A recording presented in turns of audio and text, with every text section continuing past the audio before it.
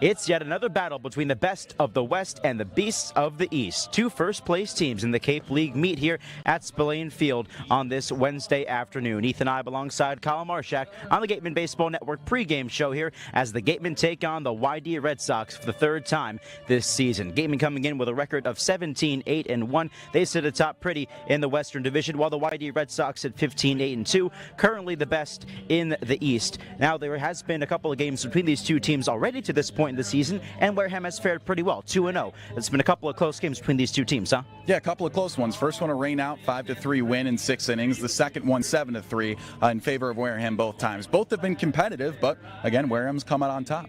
Gatemen have seen some really great starting pitching in their last couple of ball games, especially yesterday over at Orleans, a 4-2 win at Eldridge Park. The ace, Tate McGuire, did it again, a 5-inning start. He only allowed 1 earned run, and today it'll be Coastal Carolina's Darren Horn on the mound today for the Gatemen. He's in his third start. We're looking for another great performance from him today. Yeah, 8 scoreless innings out of him so far, so that kid's looked very comfortable on the mound and looks to continue that streak for his third start now.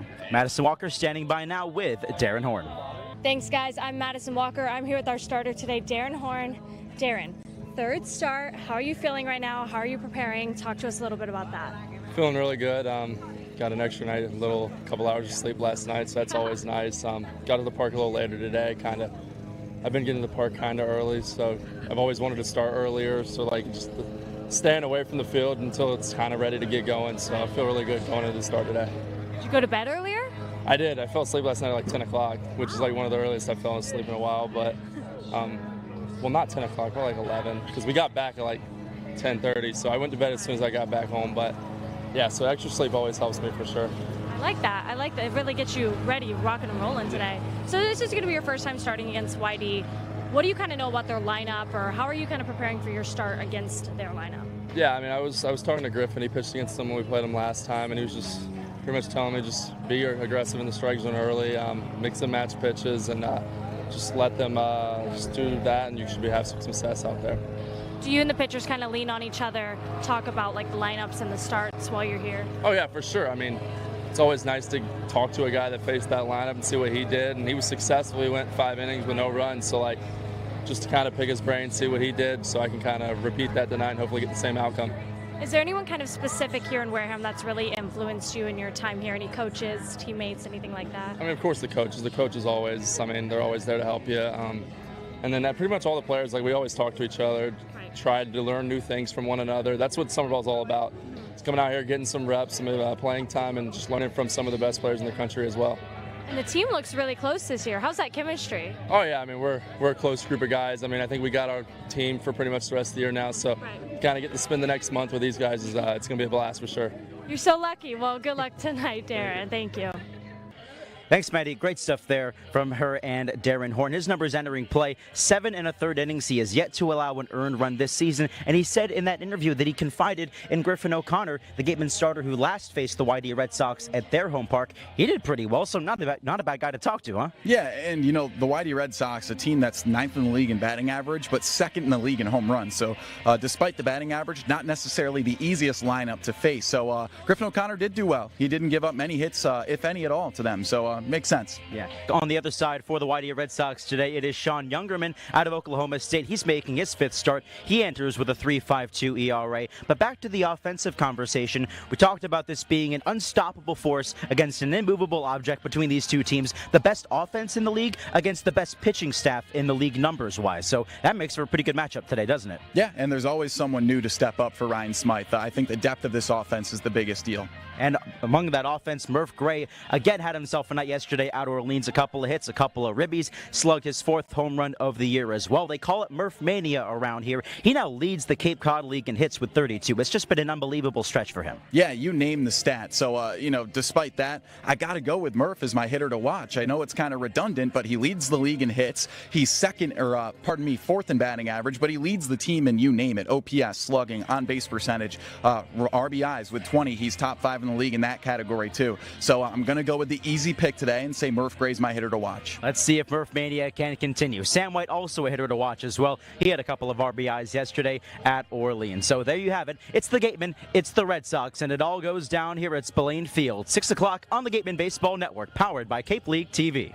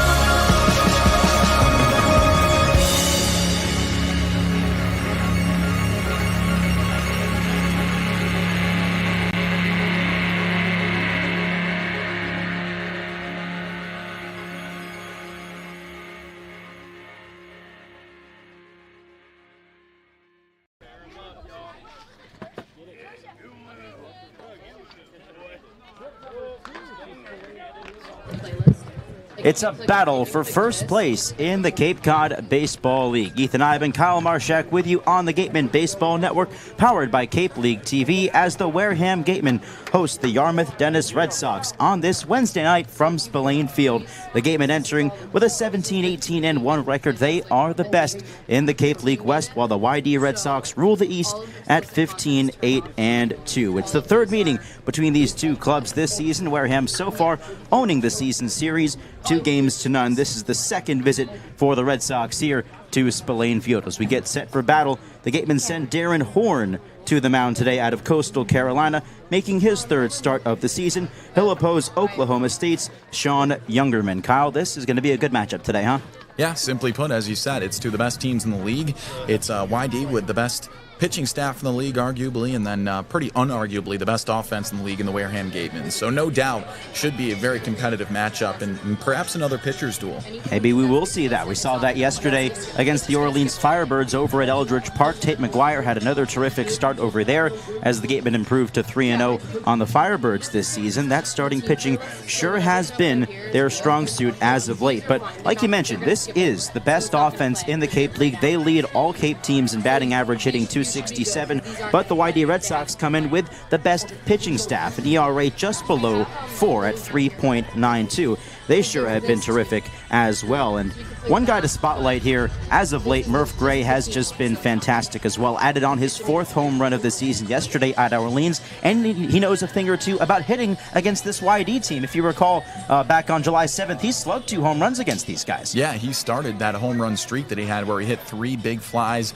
in 2 games, and he was homerless since, finally broke out of it last night. But who cares whether or not he's hitting homers? He's still collecting extra base hits at a torrent pace. He's still hitting at a torrent pace. He leads this team and sits atop the top 5 in a lot of major offensive categories. That's right.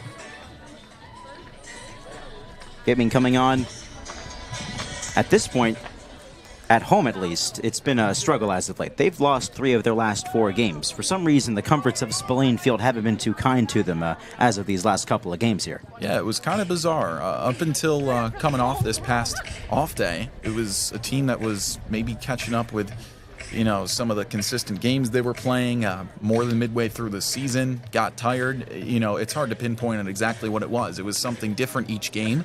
But ever since that off day, they're on 2 wins in a row, and now they bring it back home.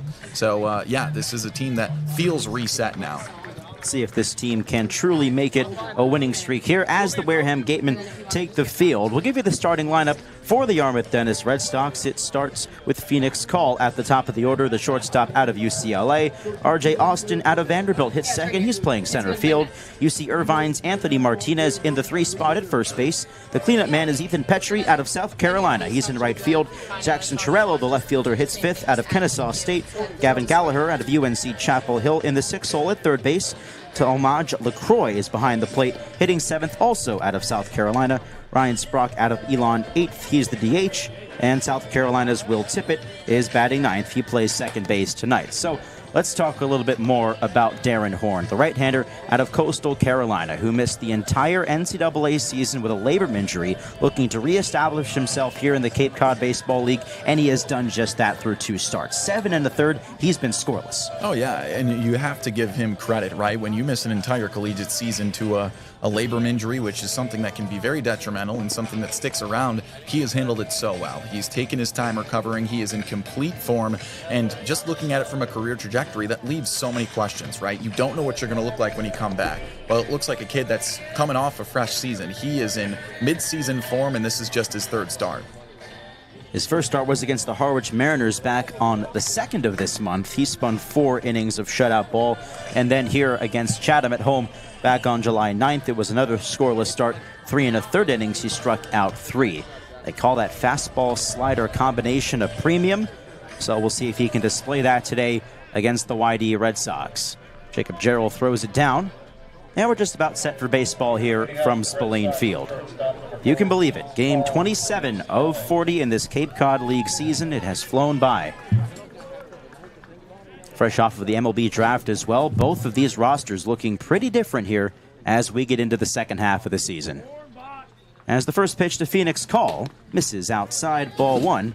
Underway right on the dot, 6 o'clock here in Wareham.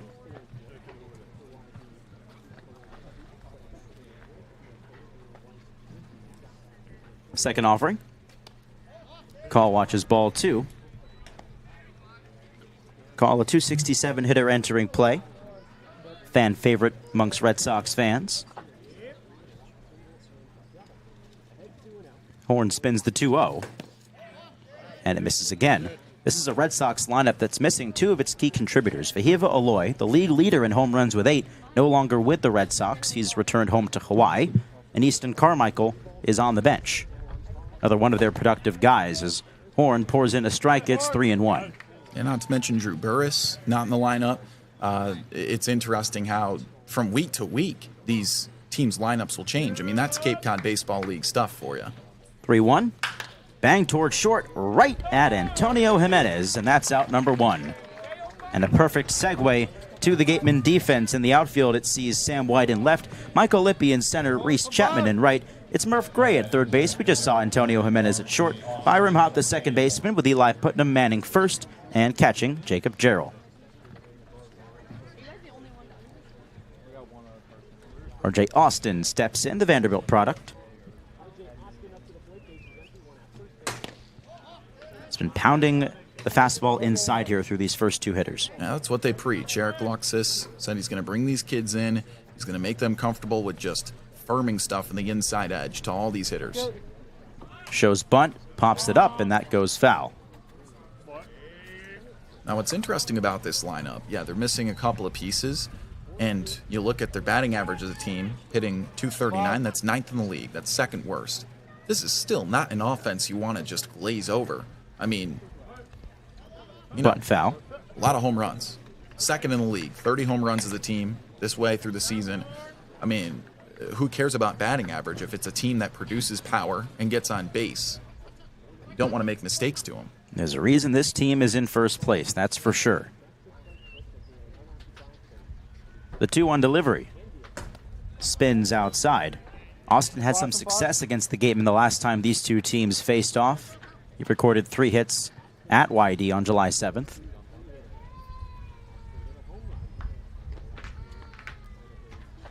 Payoff pitch. Outside. I suppose now it's a 3-2 count. My mistake.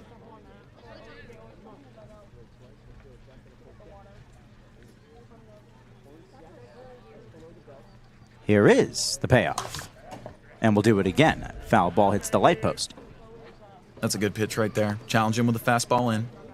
And, you know, he's been pounding that inside edge. He's only been off by a couple of inches, so small adjustments here.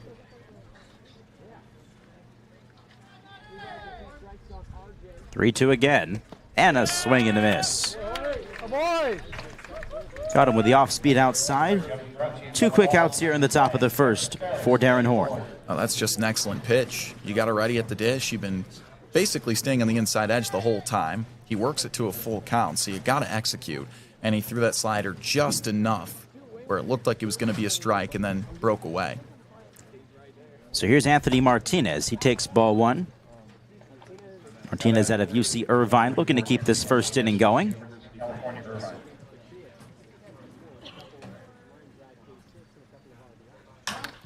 Skies this one in the air, down the left side. Murph Gray tracking Jimenez as well. Sam White in, and it's White who makes the catch. Fly out to left for out number 3. It's a 1-2-3 first inning for Darren Horn. The Red Sox go down in order, and the Gatemen come up for their first tax when we come back in a scoreless ball game from Spillane Field. It's the Gatemen Baseball Network, powered by Cape League TV. Whatever your technology needs are, Secure One can help. Learn more at SecureOne.com. SecureWON.com. The Wareham-based AD Makepeace Company, founded in 1854, is North America's largest cranberry grower, the largest private property owner in eastern Massachusetts, and a recognized leader in environmentally responsible real estate development and stewardship. For 170 years, AD Makepeace Company has supported community events and organizations like your Wareham Gatemen. Visit admakepeace.com to learn more.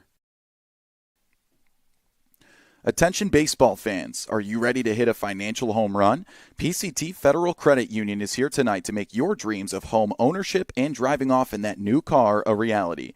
Their unbeatable low rates on mortgage and auto loans are a win for everybody. Whether you're rounding the bases to buy your first home or looking to upgrade your ride, PCT Federal Credit Union has got your back. Swing by their tent before you leave or visit their website to learn more about how they can help you step up to the plate and score big on your financial goals. The AD Makepeace Company also owns and operates Reed Custom Soils, the area's leading manufacturer of custom soils, including CU structural soil and Rooflight certified green roof media. Reed Custom Soil is also a manufacturer and distributor of baseball infield mix and conditioners. To learn more, visit www.reedcustomsoils.com. To the bottom of the first from Spillane Field, a scoreless ball game between YD and Wareham.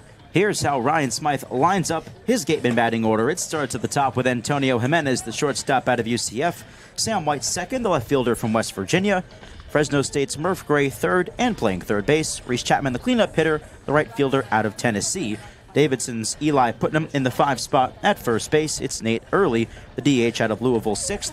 Louisville's Byram Hott 7th at second base. Clemson's Jacob Gerald behind the plate. He hits 8th with Michael Lippy out of Louisville batting 9th. He's in center field. Antonio Jimenez playing in his 3rd straight game as the leadoff hitter for Ryan Smythe. Perhaps he's settling into that spot. He's a high on base guy, so kind of fits that, especially in the modern age. First pitch to him, cracked in the air, out towards center field. This ball, lots of carry, all the way back to the wall. A dive from R.J. Austin. It gets by him all the way to the wall. Jimenez kicks it second. On his way to third, he will get there standing up. How about that for a hot start? 1 pitch, 3 bagger. Yeah, that's as good as you can chalk it up. I mean, he hit that ball on the screws and right over the head of R.J. Austin. That's probably the hardest play in baseball as a center fielder, is a ball that's just corkscrewing over your head. You got to turn around and read which way it's breaking, and with a right-handed batter at the dish, that thing just sliced over his left shoulder. So just an impossible catch, a well-hit ball, and a fantastic start. First triple of the season for Antonio Jimenez, who has now hit safely in 4 of his last 5 ball games. And now Sam White with a chance to drive him in. Infield in for the Red Sox. Sean Youngerman, not off to a great start here, just 1 pitch into his outing. Gets the swing and miss from White, 0-1. Youngerman out of Oklahoma State. Pitched his first 2 collegiate seasons at Westmont College in Santa Barbara. 0-1. Misses out.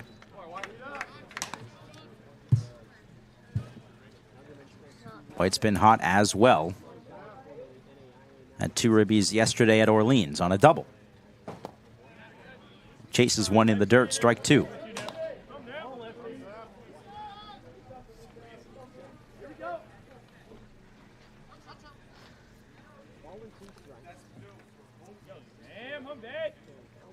Right-hander deals, and White fouls it back. This is the 5th start for Youngerman, 15 1/3 innings this year. He's only allowed 6 earned runs, good for a 3.5 ERA.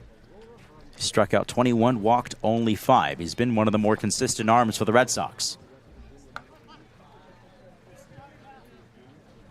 1-2 to White. Bounces to the plate. Nice stop there by Talmadge LaCroix.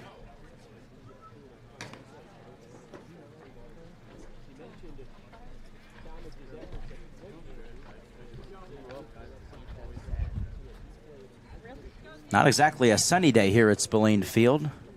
Got some clouds looming overhead. Very overcast here as we get into the early evening. 2-2 coming. Swing and a miss. White chasing. Uncharacteristic at bat there from Sam White as he goes down for out number 1. Yeah, a lot of soft stuff from Youngerman. Well, he threw one fastball and it got crushed. So he started and finished White on that changeup there. Now here's Murph Gray. Murph Mania certainly taking over this town. Homered yesterday. He's had some success against this YD club. With a chance here with Jimenez on first and 1 out, or on third rather, as he takes ball 1.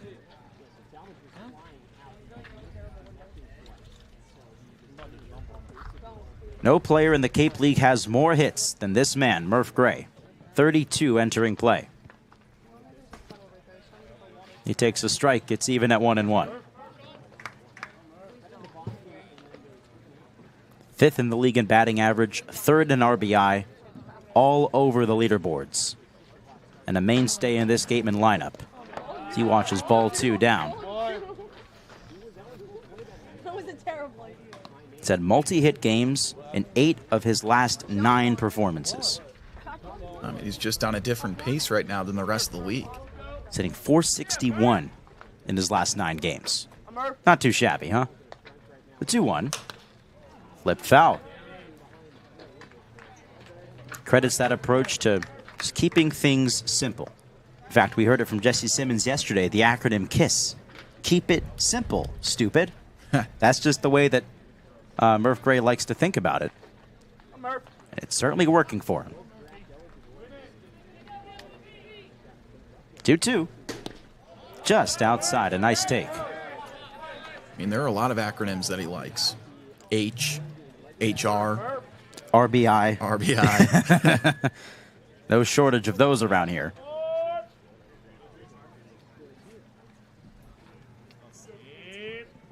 Jimenez creeping home from third. 3-2. Popped him up first base side. Heading into foul ground here. Antonio Martinez makes the catch. So a couple of outs here after the leadoff triple, jeopardizing this hot start for the Gatemen. It'll be up to Reese Chapman. Well, it's not a bad guy to have at the dish. He's really welcomed himself in his first 8 games. Chapman, 267, 8 hits and 39 trips to the plate, 1 week into his Gateman career. A guy with gap-to-gap power. See if he can use it here and drive home Jimenez. First pitch fouled back.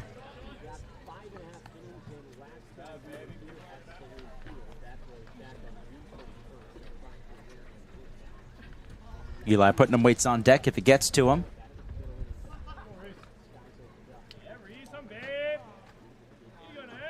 A 1 in the dirt.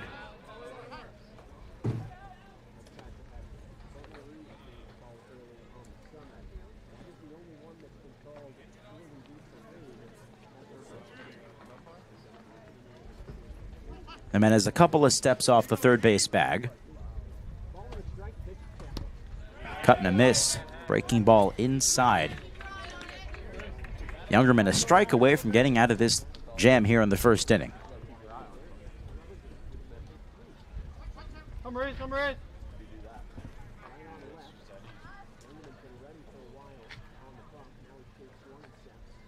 Right-hander deals. And a called strike 3 at the knees. Chapman down looking to finish the side here in the bottom half of the first inning. That leadoff triple from Antonio Jimenez winds up wasted. We'll go to the top of the second. A scoreless ball game here at Spillane on the Gatemen Baseball Network, powered by Cape League TV. For a good piece of glass, call Eibe. Located at 3 Tyler Avenue in East Wareham, call Eibe Glass and Locks about getting a free quote for your windows, doors, locks, and other glass needs. Mastria Auto Group. Whether you need sales, parts, or service, call Mastria Auto Group for all your Kia, Cadillac, Mazda, VW, Subaru, and Nissan needs. Mastria delivers. www.mastria.com. Legacy Insurance has been servicing Wareham and the surrounding area since 1980. Call Legacy Insurance for all your insurance needs at 508-295-1315. Legacy Insurance, your hometown agency. Looking to buy or sell real estate in the South Shore, South Coast, or Cape Cod area? Joanne Stevenson has been selling Massachusetts since 2000. Specializing in residential real estate, she is a part of the #1 Berkshire Hathaway Robert Paul team. Whether you are looking for your first home, vacation home, or relocating, call Joanne Stevenson, your local Wareham agent, for all your real estate needs. A proud sponsor of the Wareham Gatemen. Heading to the top of the second from Spillane Field. Scoreless ball game we've got ourselves into. A battle between two first place clubs. Gatemen atop the West and the Red Sox atop the East as Darren Horn goes back to work against the middle of this Red Sox lineup. Ethan Petrie will get things started. Jackson Chiarello and Gavin Gallagher to follow. Now batting the right fielder, number 20, Ethan Petrie. Petrie, a guy to keep an eye on. Carolina, Columbia. Stands 6'4", out of South Carolina. Just wrapped his sophomore year up. Horn skips one to the plate for ball one. Back-to-back 20 home run seasons for the Gamecock. Chases the high stuff there, 1-1.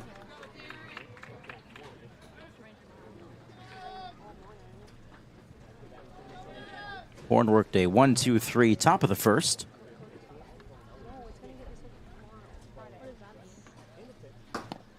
An awkward swing there from Petrie. Looked like he wanted to hold up, but it's strike two. Well, he changes speed so much between his fastball and his breaking ball. 1-2 deal. Try to get him to chase this time. There's a reason why Eric Luxus likes Darren Horn so much. Horn pitched for him at Hyannis last season for the Cape League. A couple of games there. Now a full count. When he had the chance to bring him to Wareham, he didn't miss a beat.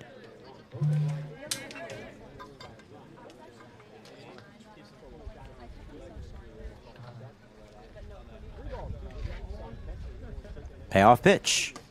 Inside ball four. The first base runner for the Red Sox tonight. Well, he has a lot of arm side run in his fastball, and that's what's been taking away that inside strike. Just moves in towards right-handers. Jackson Chiarello from Kennesaw State. And so it's Jackson Chiarello out of Kennesaw State. Putnam holding on the runner at first as Chiarello drops the bunt down that trickles foul.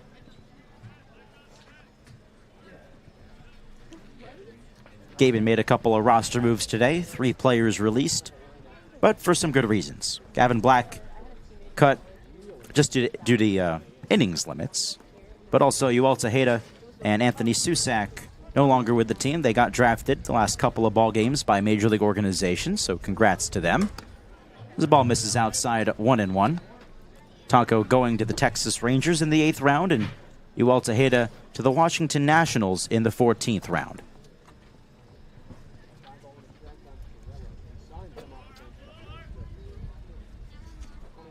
One deal. Lined over the head of the second baseman. That'll drop into shallow right center. Petrie on his way to third. No throw there. The base hit puts runners on the corners for the Red Sox with nobody out. Again, a sneaky offense. May not be a high average team, but they're good situationally. And then the one thing you got to worry about is the fact that they can make a change in a ball game in one swing. So Darren Horn in danger of giving up his first earned run of the season as Gavin Gallagher stands in. Gaben also saw Jake Faraday taken in the 11th round of the Marlins. Pitcher out of Arkansas who was released a couple of weeks ago. First offering to Gallagher is driven in the air to left field. Sam White there, makes the catch. Runner tags. Here comes Petrie. Throw home cut off by Gray, and Petrie scores. Sacrifice fly for Gallagher and a 1-0 Red Sox lead. Well, there's a situational hitting for you. All he wanted to do was get under something. He did. It was a well-hit ball, but enough distance to give him that first run.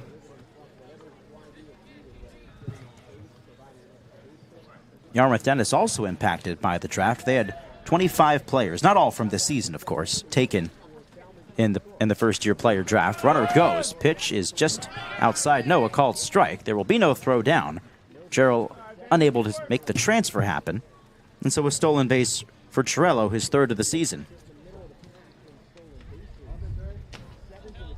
It's Talmadge LaCroix at the plate. Also out of South Carolina. It's a Gamecock-heavy offense. Horns 0-1. Driven in the air to right center field. This will chase Lippy back. Chapman as well tracking, and it's Chapman who hauls it in. Runner tags going to third. Throw in wild, and now rounding third coming home Chiarello, and there will be no throw. An error in the outfield there. Believe that'll be charged to Byram Hott, the second baseman, as he couldn't handle Chapman's throw. Tried to pick it. It went off his glove and trickled far enough away for him. And Torello, no hesitation around third base, scores the second Red Sox run. That's a tough break there. Yeah, I mean, just something that can't happen. You got to hit your cutoff guy, especially in a play like that where there's really no play. You just gave him a run. Base is empty now as there's a called strike to Ryan Sprock.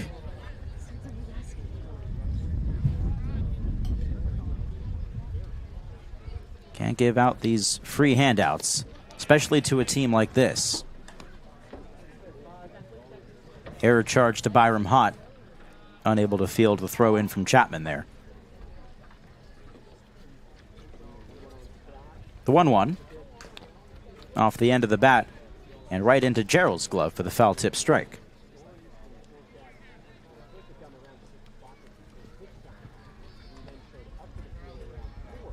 Sprock's played just a handful of games with the Red Sox this year. He's hitting 3 for 13. 1-2 from Horn. Almost got in the chase there. It's a full count. Check that, it's 2-2.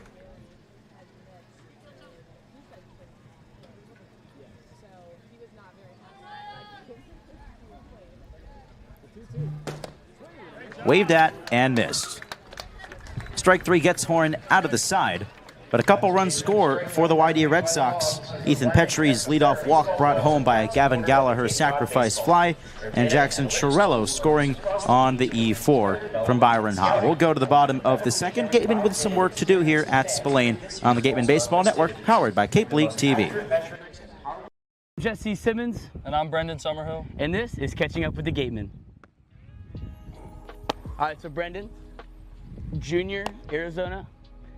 From Chicago, though. Tell me a little about that. You said we talked about you grew up not far from Wrigley Field. What was that like growing up? Yeah, a mile away from Wrigley. It was special. When the Cubs won in 2016, I really realized how cool it was to be a Cubs fan.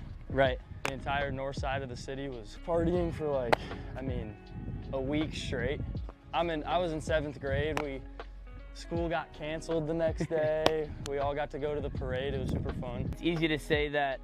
Did that grow your love for baseball early on, being able to be a part of that and so close to an MLB team? Absolutely. You know, it's hard not to want to get into baseball, right? It's just, there's something about baseball that there's nothing else like it. Right. Was there an MLB player that you... 108 years, you don't win a World Series. Right. And then they win it, and everyone goes crazy. It was fun. It was super cool.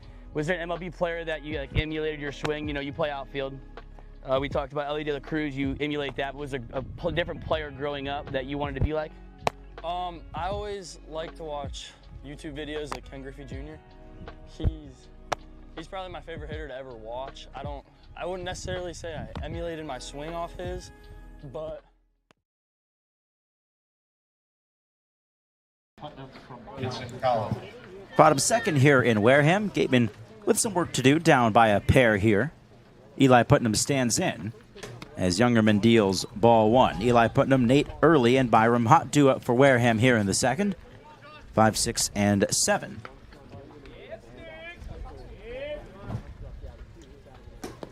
Way outside for ball 2.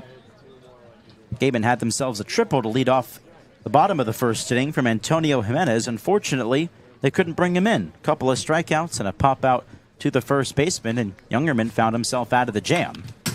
Putnam fouls it back 2-1. And YD stringing together a couple of hits in that second inning. Ethan Petrie walked, later scored on Gavin Gallagher's sacrifice fly, and then Jackson Torello brought in on a fly out to right field as there's a swing and a miss, 2-2. The throw in as he tagged from second to third, got away from the second baseman Byram Hott, and he took the extra 90 feet to score. Yeah, just small things that can't happen. 2-2. Putnam skies it, foul ground, first base side. Heading over is the catcher, and it drops right in front of him. Croy was right up against the fence of his own dugout. So Putnam catches a break, he'll get another chance here. Oh, that's a tough play. He's looking at his dugout. I don't think they were talking to him on whether or not he had space, so he just kind of thought he ran out of room. And that communication there is pretty important. Plus, it's summer ball. You're not trying to injure yourself at all. Yeah. 2-2 again. And just off the plate. Good take from Putnam.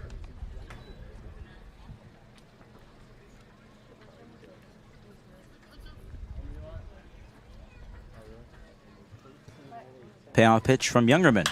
Driven in the air out to left center field. Tracking this one, R.J. Austin to the gap. Lines it up and makes the catch. One gone. Just got under that one. Man, he's just missed a couple of pitches now in the past couple of games. Think about his night yesterday at Orleans. He had a couple of flyouts to the track in left field. Had his first home run in 3 weeks, just a couple of days before that at Harwich. So he's certainly finding his groove as of late. Here's Nate Early. Wave and a miss for strike one.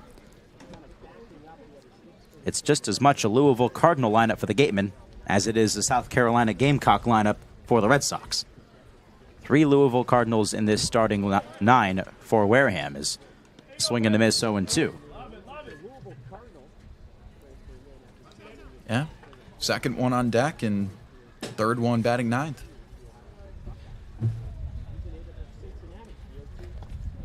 Misses outside. 4 set down in a row by Youngerman. Transferring to Oklahoma State next season.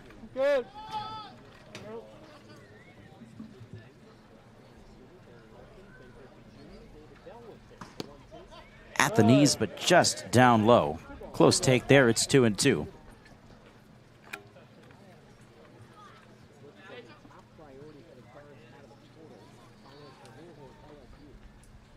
The 2-2 deal. We'll do it again. Well, this is good stuff. I mean, other than Jimenez, no one else has squared up a ball from him. So, eat away. Wait for your pitch.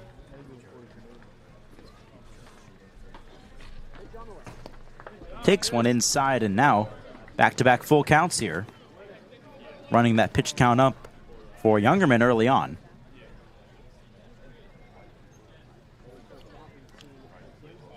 We'll see how this at-bat concludes for Early. The payoff. Bounce to the right side. That'll sneak through a base hit to right field. Terrific AB there for Early. He's aboard with one gone. I mean, that's an excellent at-bat. Waited for a pitch on the inside edge, turned around on it, hit it hard. That's all you can ask for. And so that brings up Byram Hott for his first at-bat in his return to Spillane Field. Part of the 2023 Gatemen squad. 8 ball games. Went 7 for 20. Then of Marist College in New York. He'll be transferring to Louisville coming up this next season. See, watches strike one. That's a guy that brings some defensive versatility, can play 3 infield positions. He started at second base these last couple of nights. He made his return yesterday at Orleans. 1-1. After you lose Bobby Bozer, he's a guy that filled in that role, at least defensively. You can't hope to reproduce that production from him, but at least Hott gives Smythe that option off the bench.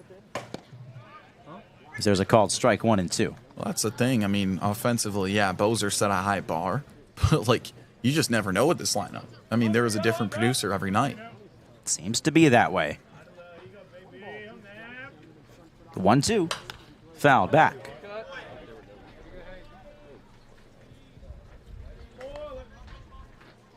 Hott just wrapped up his sophomore season at Marist. Hit .278. Got in 55 games. Had a terrific freshman season ahead of joining the Gatemen.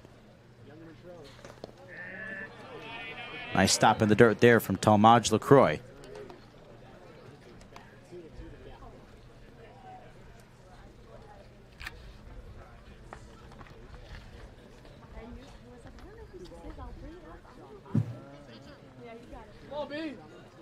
Early at first with one away. Gatemen down a couple here in the second.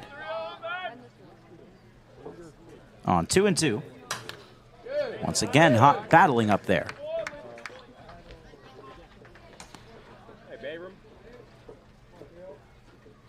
There's just so much you can do with that last name as well. There's so much potential. I mean, it's a great lineup of names. Antonio Jimenez just sounds like a ball player. Murph Gray, Murph Mania. Byram Hot. Don't let him get hot. That's a good one. Possibly. The 2-2. Players that fell down the right side. Maybe his middle name is 2. Byram too hot. He'll be seeing his 8th pitch of this at-bat coming up next. Went 0 for 3 yesterday in his return. And now a full count.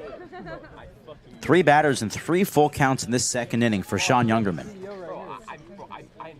He's already up to 40 pitches here through 1 1/3 innings. Even with no runs, that's excellent. You're going to drive him out of here quick. Payoff pitch. Up high, ball 4. A couple of terrific plate appearances these last couple of go-arounds for the Gatemen. They've set themselves up nicely. First and second, 1 gone for Jacob Gerald. Now batting the catcher, 3, Gerald from Buxton.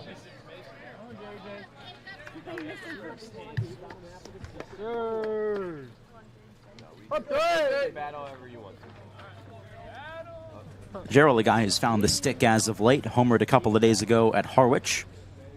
Broke a 3-week homerless streak.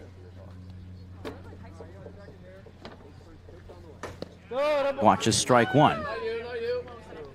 Ryan Smythe's been sticking with Gerald more often than not behind the plate, giving Sam White the starts in the outfield.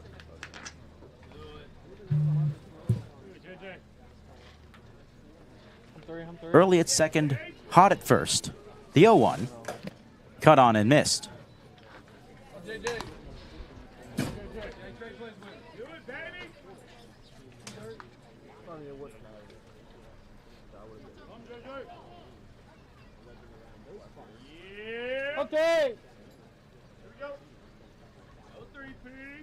Youngerman's got his sign from LaCroix.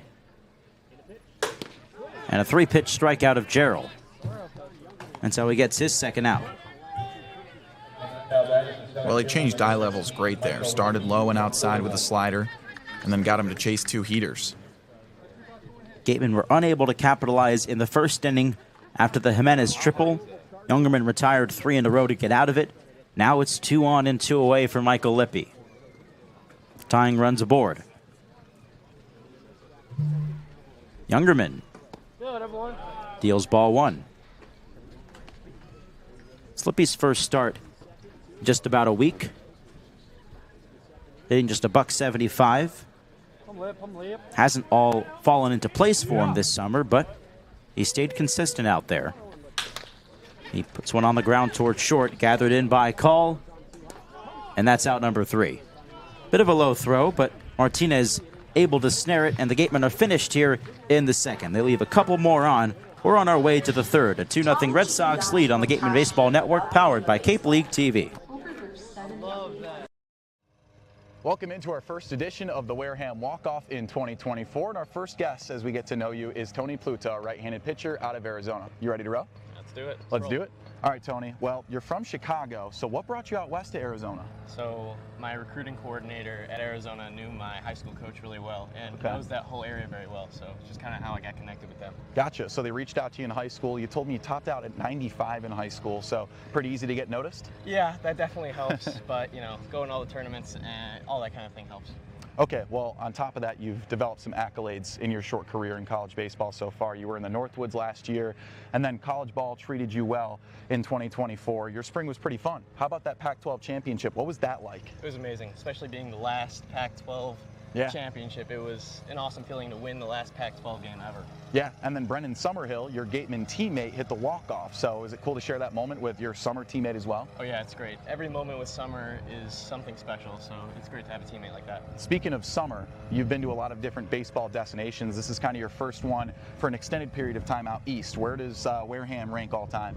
It's pretty great. I mean, the Northwoods was definitely its own thing, but I love Wareham. It's a great spot to be. Yeah, it's been fun so far. We made it to home plate, so my final question for you, what's the goal this summer? Just pitch well, throw strikes, and get guys out. Awesome. Thank you, Tony. Thanks, Kyle. That's our first edition of the Wareham Walk-Off. We'll catch you guys next week. Top of the third from Wareham and a 2-0 YD lead. Battle of the first place clubs here at Spillane Field. Third meeting between these two teams this year. Gatemen have gone 2-0. First time here at Spillane Field was back on June 21st, a 5-3 win in a rain-shortened game. It went 6 innings. Darren Horn deals and pours in strike one to Will Tippett.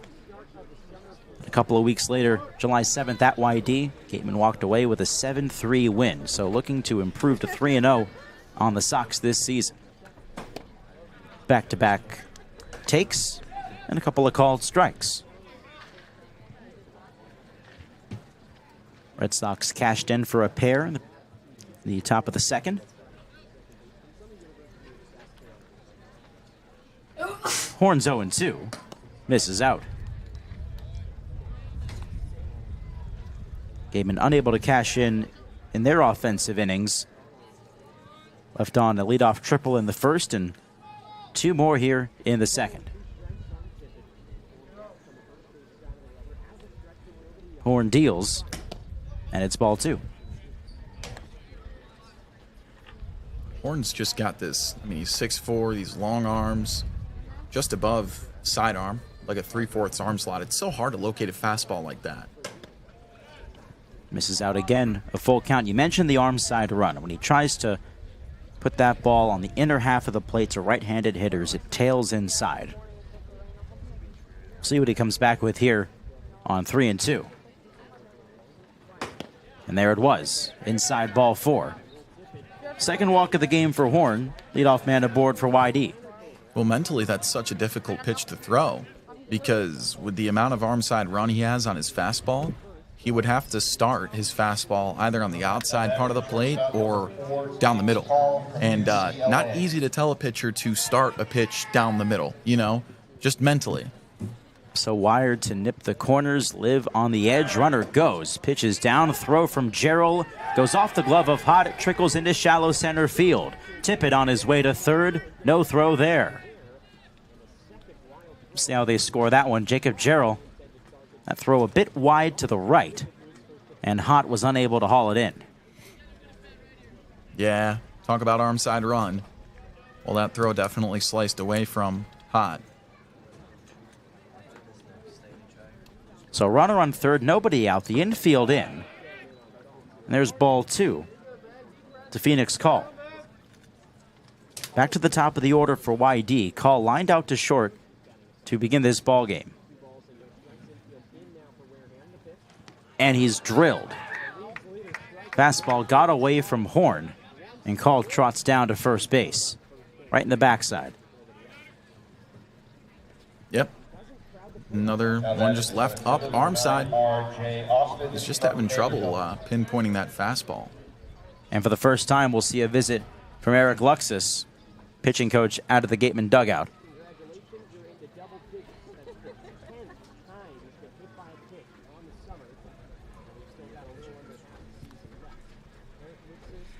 They took a peek towards the bullpen. I don't know if this is Darren Horn's day just yet, but they do have an arm up there. You see some movement down there. The bullpen sits behind the left field wall. Oh, this is Luxus's guy. He brought him here after overseeing him in Hyannis last season. This is the first time we've really seen him get into trouble. Yeah, I mean, he's been marvelous all year. He just gave up his first earned run the entire season through basically a game's worth of stuff. I mean, he's through 9 innings and then some now. It's his third start, too. Luxus wraps up the conversation, but still it persists. The rest of the Gatemen infield still going over some notes atop the mound.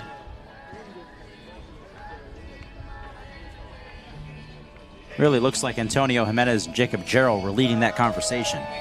Yeah, and for them, I mean, 2 of the defensive center points of this team right now, being the shortstop and the catcher, I'd imagine it's a conversation along the lines of trust your stuff because we've got you.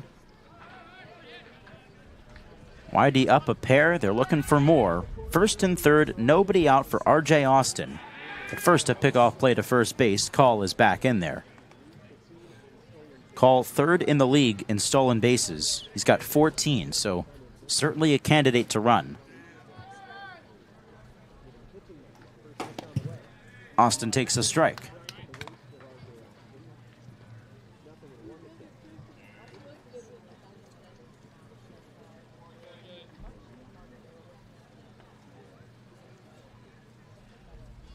Oh, 1 coming, and it misses outside.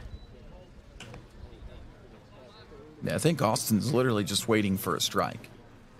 That was a good pitch. Got a base open. Gatemen looking for that ground ball. 1-1. Outside again. Call jumped over there at first base. YD scored both of their runs to this point in the ball game in the top of the second. And now call goes. Austin drives one out to center field. Lippy tracking, hauls it in. Runner tags from third, coming home Tippett, and he will score as the throw reaches Putnam. Call returns to first base. It's another sacrifice fly and a 3-0 Red Sox lead. Well, again, situational hitting. It's going to burn you. This team hasn't flashed any power yet today, and that's their strong suit offensively. They've just taken the free pass, which they've done twice now today. 3 times, pardon. You know, maybe get another knock, but for the most part, they're just doing what they can to move them over. Anthony Martinez looking to keep this rally going. Close play at first. Runner is safe. So second sacrifice fly of the game for the Sox. Martinez 0 for 1. He flied out to left field to end the first inning. Down and inside for ball 1.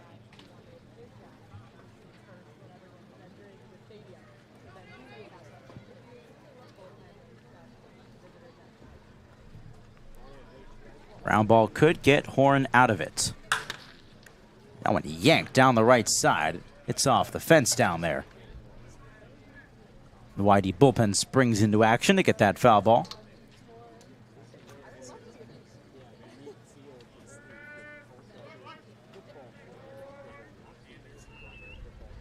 Putting him holding on the runner at first.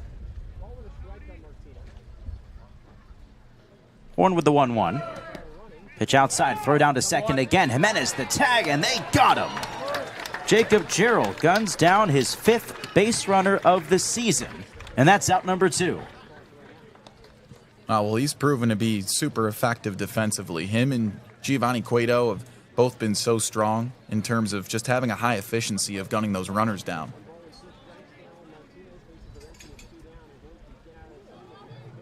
One-two pitch now to Martinez is outside, and we can say now Gio Cueto just signed to a minor league contract with the Los Angeles Dodgers as an undrafted free agent. The Stetson catcher, one of the 3 on the Gatemen roster.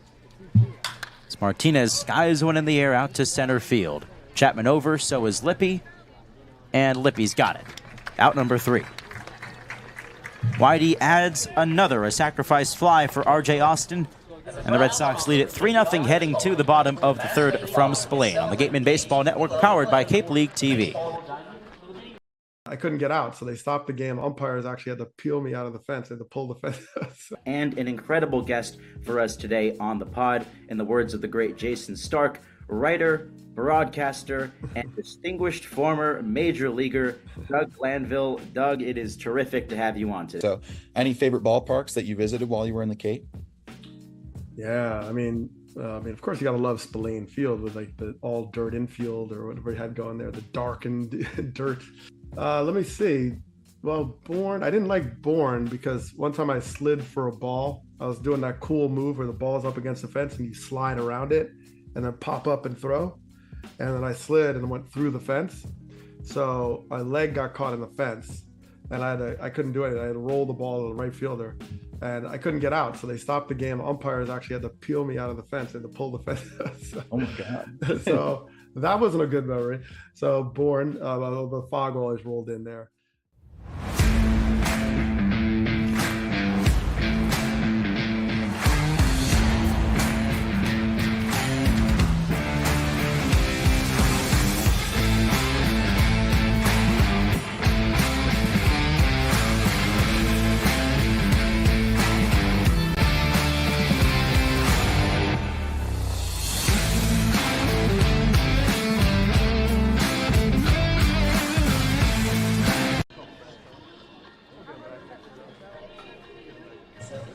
Back here on the Gatemen Baseball Network, powered by Cape League TV, Ethan Eibe and Kyle Marchak with you.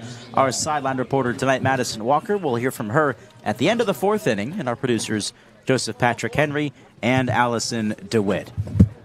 Well, it looks like Kyle's going to step aside, because it is, in fact, the Jesse Simmons Show, after all. Welcome to the broadcast, Jesse. Mr. Eibe, it's good to see you.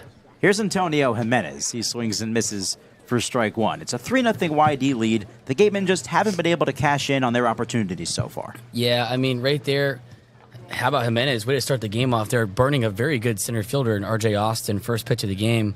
Wave and a miss, 0-2. Big swing there, but one thing right there you cannot do is, it's got to drive Smythe crazy, is you get the leadoff guy to third, can't produce. Right there, you just got to get the ball over, do something. You can't just go down 3 right there. That was a really crucial run early in this game that sets the tone. 0-2 deal, misses up. Situational hitting has certainly been the theme today, and that's what YD has done so well. A couple of sacrifice flies to their credit.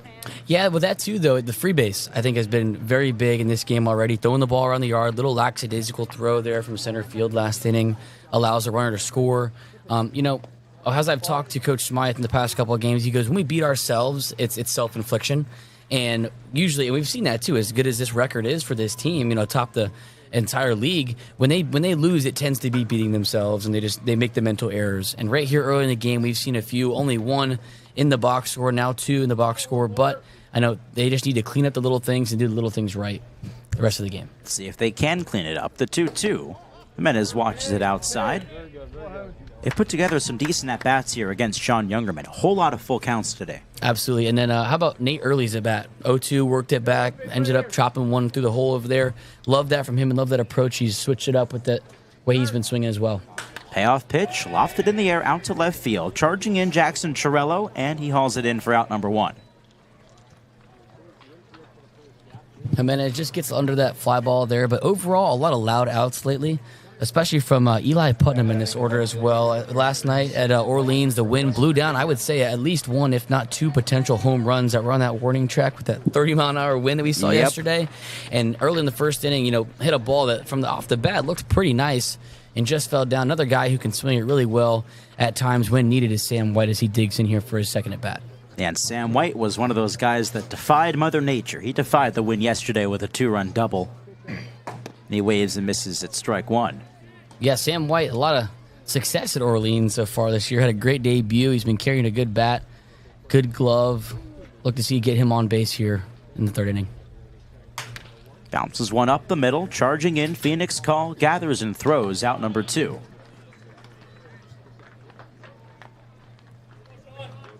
Ball skips off the mound right there. A lot of balls that in the infield, you would think with this gravel type of infield that you would get the good hops and get a little lucky bounce for the Gatemen. They're used to taking reps here every day, but, I haven't really seen too many of them. A lot of Omade hops, Sunday hops, a shortstop last inning for YD, and they've been handling it well and getting some bounces their way. So we talked about Murph Gray in his first at-bat as he's 0 for 1. He bats here with the bases clear and 2 gone in the bottom of the 3rd. He ropes one towards short. Right there, Phoenix call to nab it. Well, we'll have to put a pin in that conversation as we'll go to the top of the 4th inning. Gatemen down in order. We go top 4. 3-0 YD on the Gatemen Baseball Network, powered by Cape League TV. With over 350 properties across Cape Cod, there's no easier way to experience. PC is a Massachusetts-based leading-edge real estate closing, title, settlement, and personal injury and litigation law firm. Our clients trust us to provide the most comprehensive real estate closing and litigation services in Massachusetts. Our full network of closing and settlement attorneys, agencies, and litigators have expanded throughout New England and beyond. We deliver on that trust and reliance by offering the best professional prompt assistance, advanced technology, and state-of-the-art closing services in the real estate law and litigation business today. Our commitment to excellence, honest reputation, and tradition of aggressive representation to provide quality legal services is what we will continue to demonstrate at Sync Law. We believe and will prove that successfully addressing client needs requires more than just knowledge of the law. It requires a mastery of good representation and an attitude to finalize every transaction to my client's satisfaction.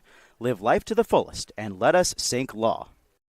No, you were. I accepted. You're welcome. Back to business here in the top of the fourth inning. 3-0 YD and a new arm on the hill now for the Wareham Gatemen as St. John's Sam Metter enters the ballgame. Darren Horn's day comes to an end after 3 innings of work.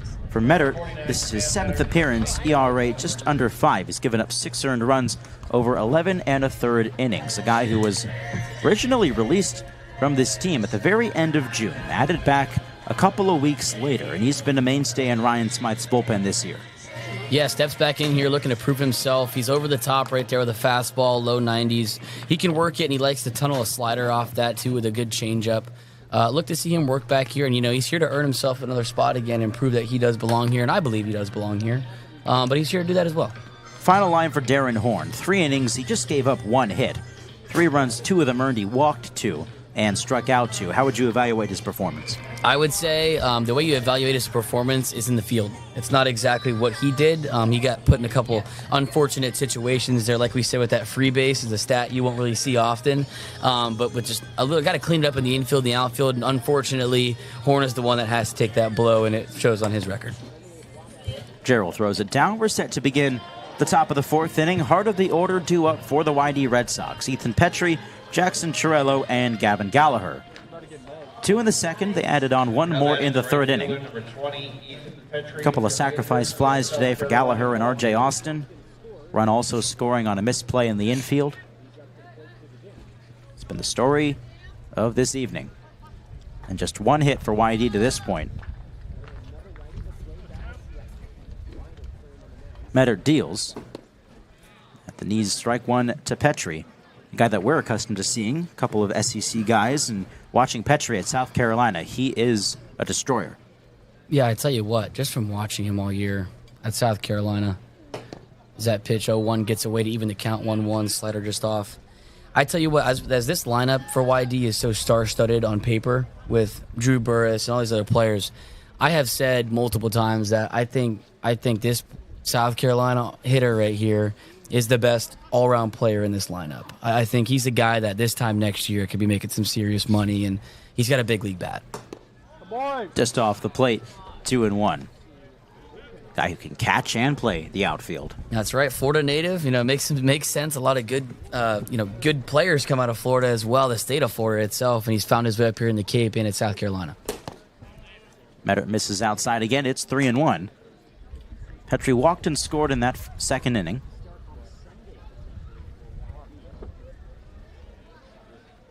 Metter working from the first base side. Winds and deals. And pours in strike 2. We have ourselves a full count. I think the big thing with Petrie here is this year with South Carolina, 73 strikeouts right there, just 51 walks. I think that's the thing, him going from this year to next is going to be able to cut down that strikeout rate, push the walks up, and just be able to clean it up at the plate a little more. Outside ball 4. Metter loses him. Second time that Petrie has walked today. So we were talking about Murph Gray at the end of that half inning before he lined out to the shortstop. And you had a really interesting conversation for him yesterday. Gray being the guy in this Gatemen lineup, one of the better hitters in this league. But he keeps it simple, right? He does. He said kiss, and I said, what'd you say? He goes, kiss, man. Keep it simple, stupid. He said, that's exactly what I tell myself every day. And I said, well, that's the thing. And, we've been hearing this mobism thing every single day with this mentality from Coach Mike Mobbs. But I said, what do you attribute, your motto and your simple approach that has led you to be the new hit leader in the Cape Cod Baseball League? He said, the way that Mobbs prepares us every game, our pregame routine, the way we hit in the cage, he challenges us in different ways. As that ball right there gets over for strike 2. He said the way that we are just able to prepare with different angles of pitches, that we were working a skinny bat, heavy bat, short bat. He said it makes it challenging enough to when you get in the game, all you can do is feel. You react, and you just be yourself and play. He said you work on mechanics later and just keep it simple, stupid. How about that? The 0-2 comes home and misses down to Jackson Chiarello. The endless bag of tricks of Mike Mobbs and the impact he's had on these guys, not just Murph Gray, has been immeasurable. Yeah, absolutely. I actually saw them at the gym today, and I saw Nate Early and Coach Mobbs rocking the Mobbism shirts, and they just happened to walk in with both wearing the same shirt. How about that? There's a swing and a miss. Strike 3. Chiarello down for out number 1. Good there from Metter right there. It looks like he's missing a little bit with his slider and a changeup off the plate, but that fastball ran it up about the eyes. got him to chase and got another out there. That'll bring up Gavin Gallagher as Meddert looks to work through the runner on first. One out jam he's gotten himself into here in the fourth. YD up by 3. Battle between 2 first-place teams. Gatemen sitting pretty atop the West. They've been there for the last couple of weeks, while YD has dominated throughout this year in the East. First offering, Gallagher takes a strike. You know, like I said earlier, with the way this lineup is for YD and they're so star-studded, I got to watch Gallagher a little bit for Chapel Hill and Omaha at the Men's College World Series. You know, he attributed to a lot of success for that team this year in North Carolina. He takes strike 2. Couple of pitches on the outside part of the plate. Gallagher to this point a .261 average through 46 Cape League at-bats. He's gone deep twice and knocked in 12 runs. Medard's 0-2. Yanked outside. Just lost the handle on that one. Now we get into a Gateman bullpen that has been so consistent this season. Saw it yesterday. Tony Pluta getting into the game late. Yeah, Pluto's been nails. I mean, he has an ERA of a .64, I believe it is. He's just been nails in big situations. Back-to-back strikeouts. Gallagher down, swinging for out number 2. Great way to see Meddert there respond. But yeah, no, that bullpen's been great. I asked Smythe, I said, I know it's summer ball, you guys rotate, but do you guys have like a go-to arm you have to go to? And he hinted that it was Pluto. You know, he stays humble and says it's all of our guys are going to work. We have a great pen. We know that, but it's obvious on paper and what we've seen with Pluto. He is a guy that has really earned his way and paved a spot here. Absolutely. As Meddert now deals with Talmadge LaCroix. Strike 1 on the inner half. You know, funny thing with Pluto, I found out when I was talking to Tonka Susak before he left for the Texas Rangers yesterday. He said Pluto's a walk-on at Arizona, and he came in and is strictly on an academic scholarship because of how smart he is. It's the corner there, 0-2. And he said that's the way that he's been kind of undersized, and he is a 5'9" guy, but he's really thick and gets everything out of his body when he throws, touching the low, mid, sometimes upper 90s, but he gets everything out of his body when he throws. And he said he's really put himself on the map in that roster with the Wildcats. Just off the plate, a 1-2 count, yeah. That's just the way that Tony Pluta rolls. Aerospace engineering. That's major. right, yeah. So. Oh, my goodness. I can't even imagine that. That's literal rocket science. So that's why I'm in the booth and not in a lab. But I'll take it. This sure is our lab for sure. This isn't rocket science. Calling baseball games, I'll say that. The 1-2 is flared foul. Runner was going. Certainly more enjoyable, I'll say. Yeah.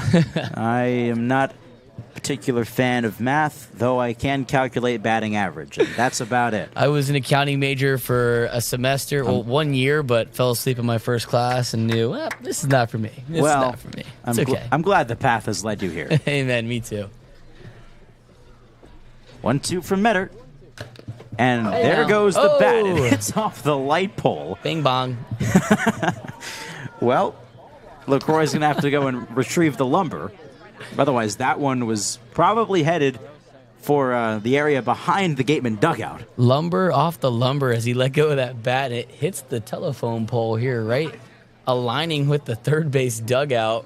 Falls right back into the baseline. Easy pickup there, but even he laughs it off with the umpire behind home plate and going to try to get some more pine tar on that bat, it looks like. Knock on wood. That was funny. And I believe he fouled off that pitch, too. I think he did. I don't even know where the ball went because everybody's looking at the bat, but that was good stuff. Meddert deals again on 1-2, and a chopped foul at the plate will do it again. Not the first time we've seen a bat thrown here at Spillane Field. We've seen quite a few. A couple get thrown as far as down the bleachers down there in left field line. A couple got thrown to first base dugout. We've seen bats fly all over this park as well. Yes, we have. That's outside for sure. of big bat flips from Antonio Jimenez and Murph Gray in the past couple weeks, but that counts, though. Keeps it alive. 1-2. At the knees, but just down and outside.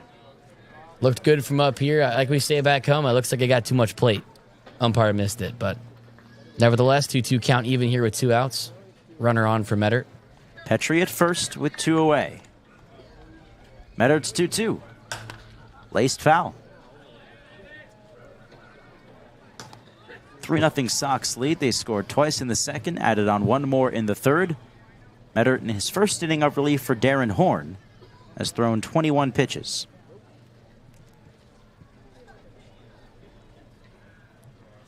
Pitch number 22. There will be a 23. I was just getting ready to say that too. Just a lot of two-strike swings from both teams. You know, a lot of foul balls, and that's what makes good teams in the league. And obviously, we have the two cream of the crop here in the league this year. But a lot of foul balls, and that pushes counts, pushes pitchers, pushes bullpens. It's all a chain reaction. But a lot of quality at bats and good swings throughout these both lineups. Throw over to first, just a lob kind of a throw. Just to check on Petrie, who doesn't have a stolen base yet this summer.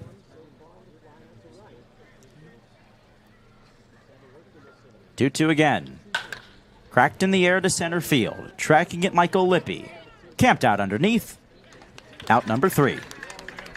Meddert, through his first inning of relief, strands the leadoff walk. We go to the bottom of the 4th inning from Spillane Field. A 3-0 YD Red Sox lead over the Gatemen on the Gatemen Baseball Network, powered by Cape League TV.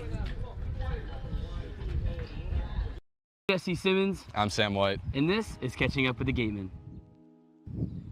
All right. Mr. Sam White. Yes, sir. West Virginia Mountaineers catcher infielder. It's good to have you today. Thank you for jumping on with me. Thank you for having me. I appreciate it. And so you had the chance to play for the Canadian Junior National Team. I did. Tell me a little bit about that, and you know, being able to represent your country and where your hometown, not only in your country, but now in the U.S. at a Power 5 school and here in the Cape Cod Baseball League. Yeah, I mean, that's probably the biggest honor I've ever had. I mean, representing Canada, I played Team USA, played Team Japan, Chinese Taipei, all that stuff. And I mean, like, that's the biggest honor you can have. I mean, every rep that I put in, you know, that was basically for my country. Hockey. Yes. Was that your first love before baseball? You got drafted at one point, had a chance to maybe take a pro hockey career and go that way, but now you're at baseball. What was that like? And give me a little something about that hockey. Yeah, I mean, hockey, like that's where I met kind of my lifelong friends. I mean, yeah, like obviously growing up in Canada, hockey is the sport that everyone plays. It was my first love. I mean, I started playing when I was 5 or 6 years old, like a couple years before I started playing baseball. And yeah, up until I was probably 13 or 14 years old, I was gonna go to the NHL, and that's what that's what I would tell myself. We return for the bottom of the 4th inning. Gatemen looking to crack the scoreboard for the first time on this Wednesday night. They're down 3-0 to the YD Red Sox. They'll send the middle of their order to the plate here in Reese Chapman, Eli Putnam, and Nate Early. Sean Youngerman of Oklahoma State out there for his 4th inning and his 5th start of the season. He's retired 5 straight Gatemen.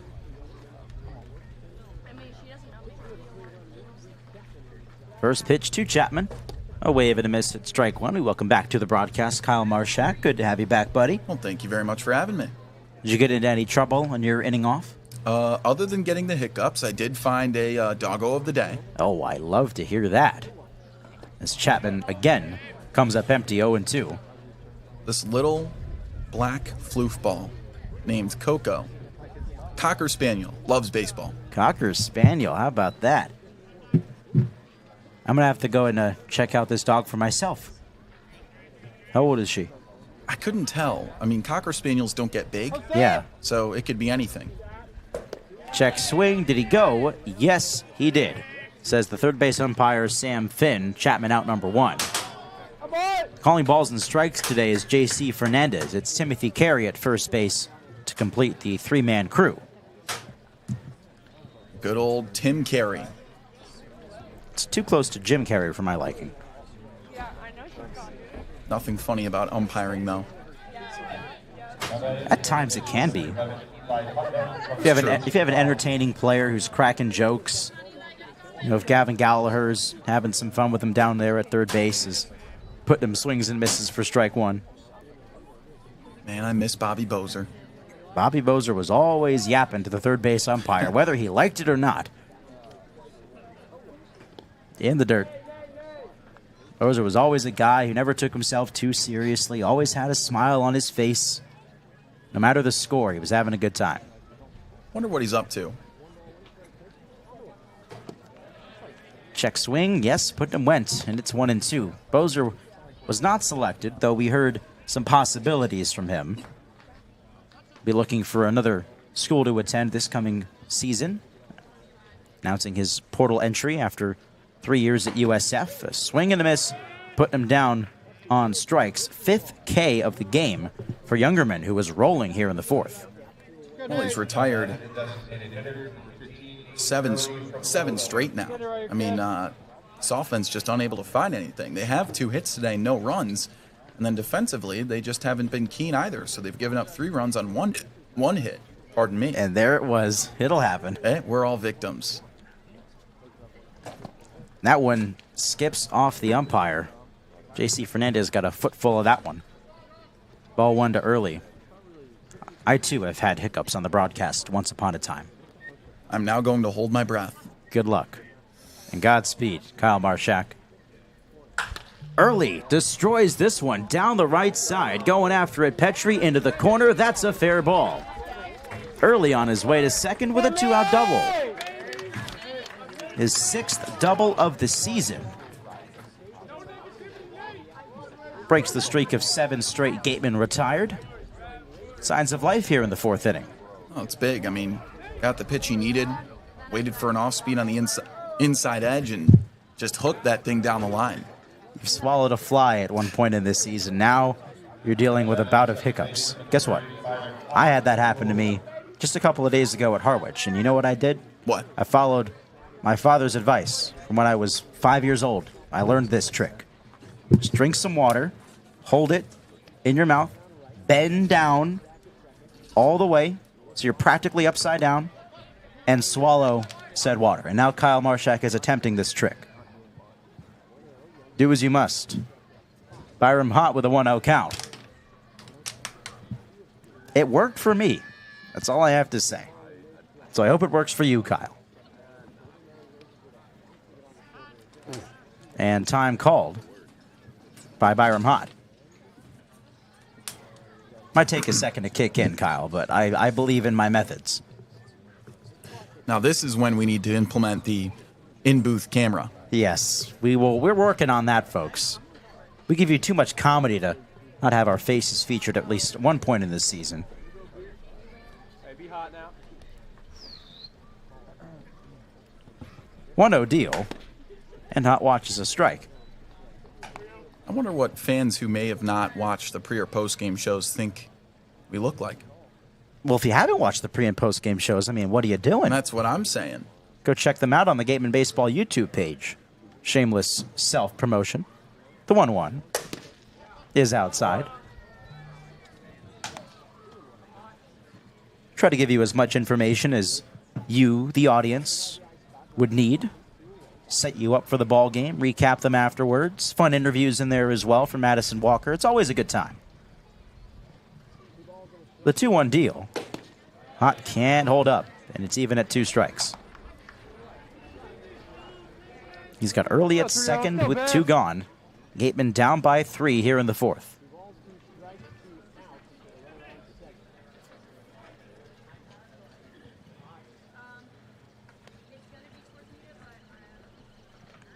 Two. Hot gets a piece of it to stay alive. I think my hiccups are gone. I was about to say, it's been a minute. Guess what? It works, man. Now you know. This is the point where you can say, I told you so. I told you so. And guess what? Glenn Eibe told you so as well. Shout out Glenson Eibe.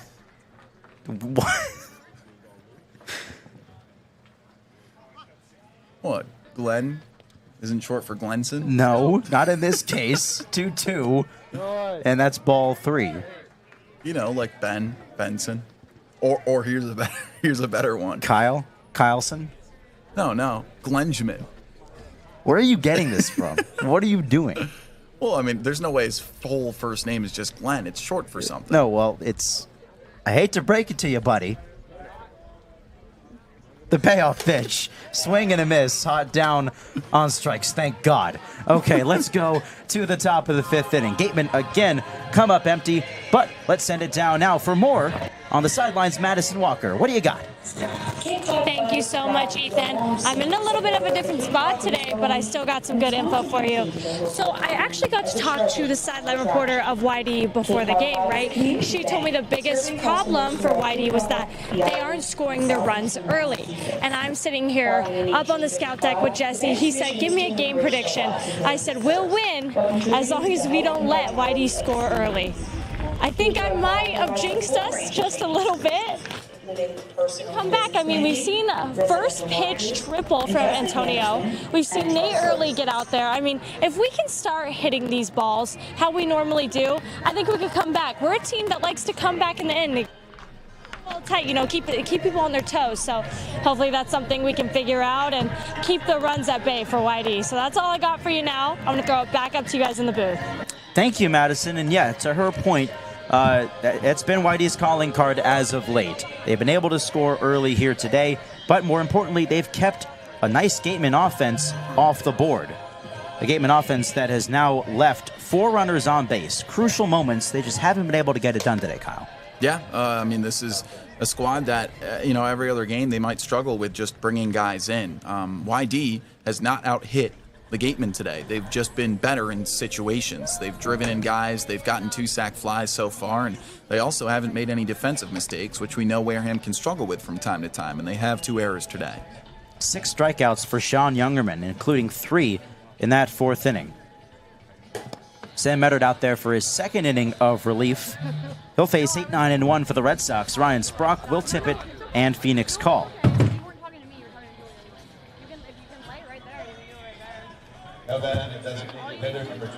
For YD, they scored their opening runs in the 2nd inning. They put up 2. 1 in the 3rd. A couple of sacrifice flies today. They have lacked the big hit. In fact, they only have 1 hit. As Meddard misses outside for ball 1. That hit was off the bat of Jackson Chirello in the 2nd inning. Placed runners on 1st and 3rd at the time and set up Gavin Gallagher's sac fly. That brought home Ethan Petrie for the game's 1st run. 2-0. Chirello himself later scored. Tagged up on a fly ball to go 2nd to 3rd, and an error on the ball thrown back in allowed him to get the extra 90 feet and score the 2nd run. 2-0 deal. And a called strike. In that 3rd inning, a sacrifice fly for R.J. Austin plated Will Tippett. So that's how we got here.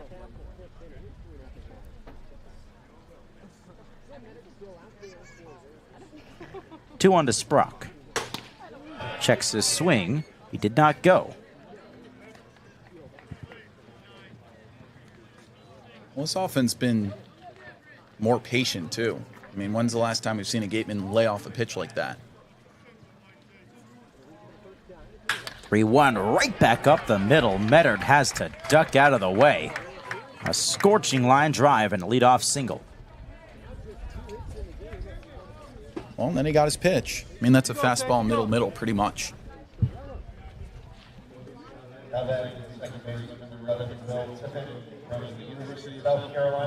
That brings up Will Tippett from South Carolina, the 9-hole hitter for YD.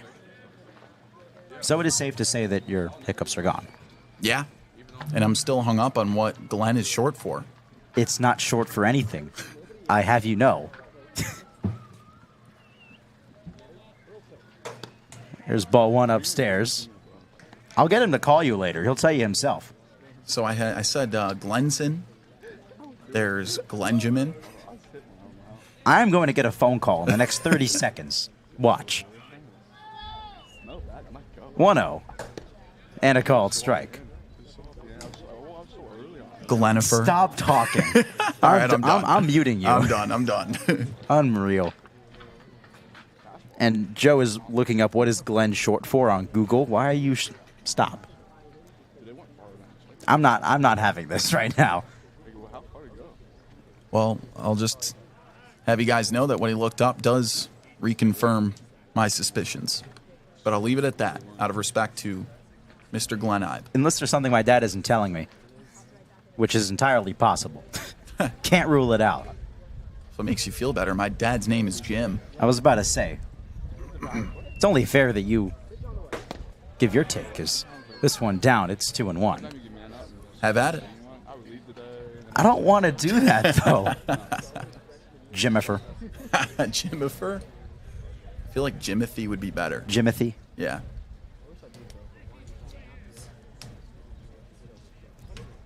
The 2-1 from Sam Mettert is fouled away down the right side. 2-2 to Will Tippett.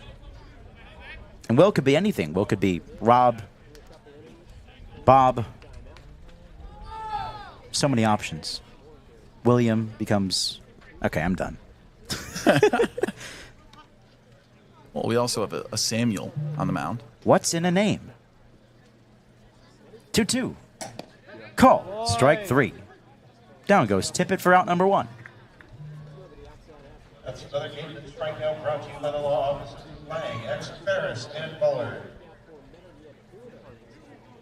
Third strikeout for Sam Mettert. He took over in the previous inning for Darren Horn, who went the first 3.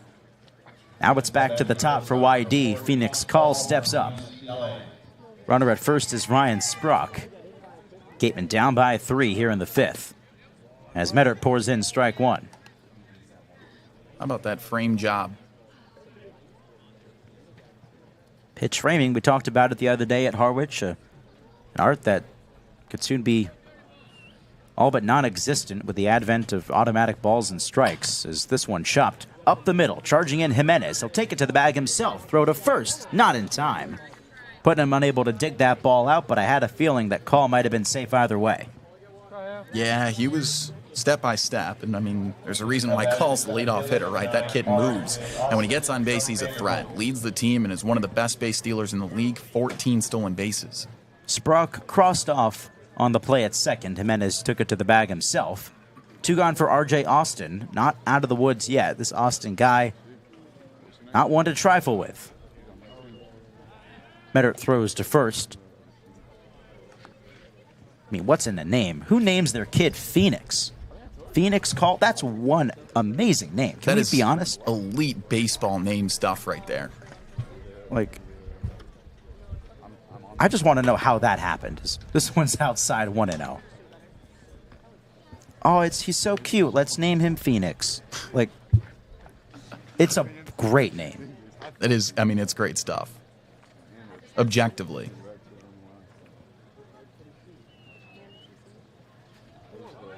Phoenix runs. Austin pulls a base hit into left field. Call on his way to third. White comes up firing. Gray the tag. They got him. Phoenix Call cut down trying to take the extra 90 feet.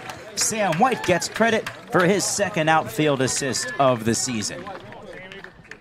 How about that? Getting out of this 5th inning for the Gatemen. We're on our way to the bottom of the 5th. Maybe that nice bit of defense there can inspire the offense. Gerald, Lippy, Jimenez due up when we come back as the Gatemen find themselves down by 3 here on the Gatemen Baseball Network, powered by Cape League TV.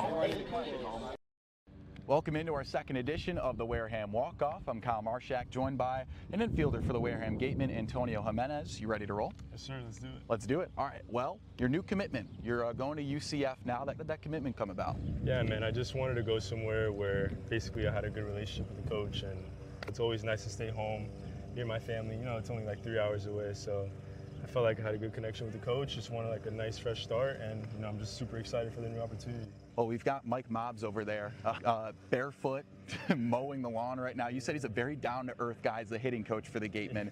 Is he a part of why you went to Wareham, too? Yes, for sure. I mean, once I got the call up here, one of my guys, Dorian Gonzalez, that played for here last year, he said, Dan, you need to go up to Wareham, and they're going to get you a lot better. Ever since I've been here, I mean, he's literally mowing the lawn right now, barefoot. Yeah, could we get a shot of that real quick?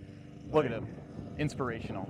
He just leads by example, and I can't ask for a better coach. Like, he's taught us everything that we know, and like, he literally just wants us to win, and we're all just bought in on winning. And, yeah. You know, well, it must be working. You're on a 7-game on-base streak right now, so how have the coaches developed you as a hitter? Yeah, man, they just told me to just be have a better approach. I feel like I'm getting better out here every single day, getting more comfortable with them.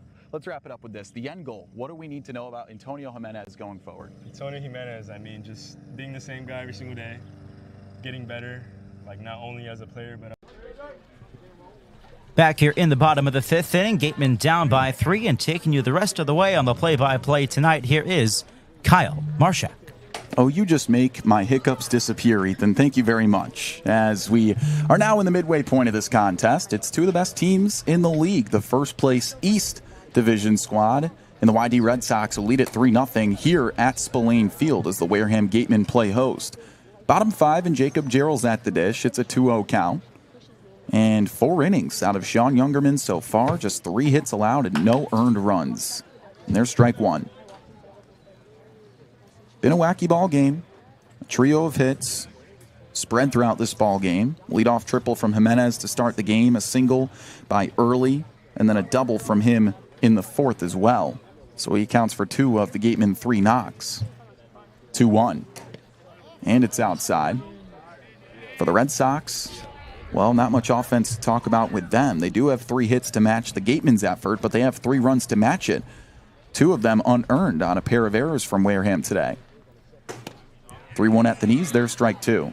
It's been a game of missed opportunities for the Gatemen. They've left runners on in 3 of 4 frames today.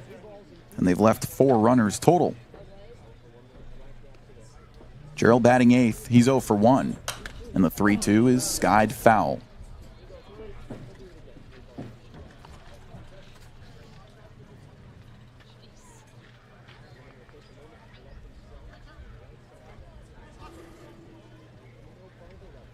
Full count.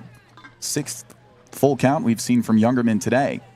And that's upstairs as he allows his 2nd walk victim of the afternoon.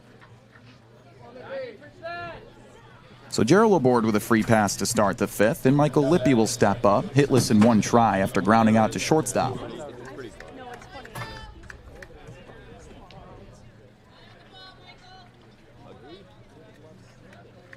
Lippy going into his junior year at Louisville. As you mentioned, Ethan, Louisville, most prevalent pipeline in this lineup. He's one of 3 in the cast of 9 hitters that the Gatemen have today. Most represented school on the team is Stetson, though, up until these next couple of days. We're losing some of the hatters. 1-1 count. As Gerald stands on first, the catcher walked aboard to lead off this inning. Gatemen down 3-0 here.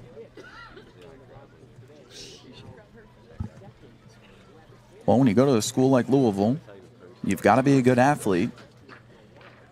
Lippy was born to be a good athlete. It's in his blood. 2 balls and 1 strike to Lippy now. Had a good year in a small sample size. 371 hitter as a sophomore. And when it comes to the athleticism in his family, his brother made a run for his money. A couple of years older than him, just graduated from Northern Illinois, was an offensive lineman there. So you think Michael Lippy's a big boy. As he goes around on that, it's a 2-2 count. Well, his brother was a 6'4", 280-pound right tackle for NIU. Oh, boy. I am just dying to ask him about their brotherly competitions growing up. The 2-2 is outside. There's a back pick to first, and Gerald evades the tag. We'll have Lippy as our next Wareham walk-off guest. So I'm pumped. We've got Eli Putnam on deck as well. You guys can always check out the smattering of different social media concepts that we have. Had our 8th episode of Gateman Grubs yesterday on YouTube as the 3-2 is cut on and missed. Down for the 2nd time today is Lippy. That's strikeout number 7 for Sean Youngerman. 1 down here in the 5th. It's been a terrific performance for Youngerman. He just keeps getting better as this game goes on. He's racking up the strikeouts for the last 5. Yeah, he's coming up on pitch 84. So with that, Scott Pickler's going to have to make a move here. Sean Youngerman, through 4 1/3, has yet to allow an earned run, and his day will be done. So Pickler, the longtime manager of the Red Sox, steps out, and a lefty out of the bullpen will come in. We'll step away and get you that name on a pitching change in the Gateman Baseball Network, powered by Cape League TV.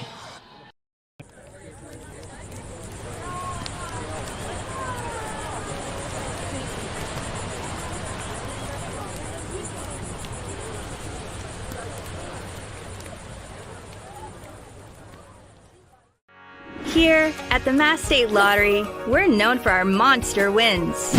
But there's no bigger win than the $1 billion we provide each year to support all 351 cities and towns in Massachusetts. In our game, we know that supporting local businesses and helping communities is how we all win. Because at the lottery, we're all playing for the home team. The Mass State Lottery. Welcome to the state of winning.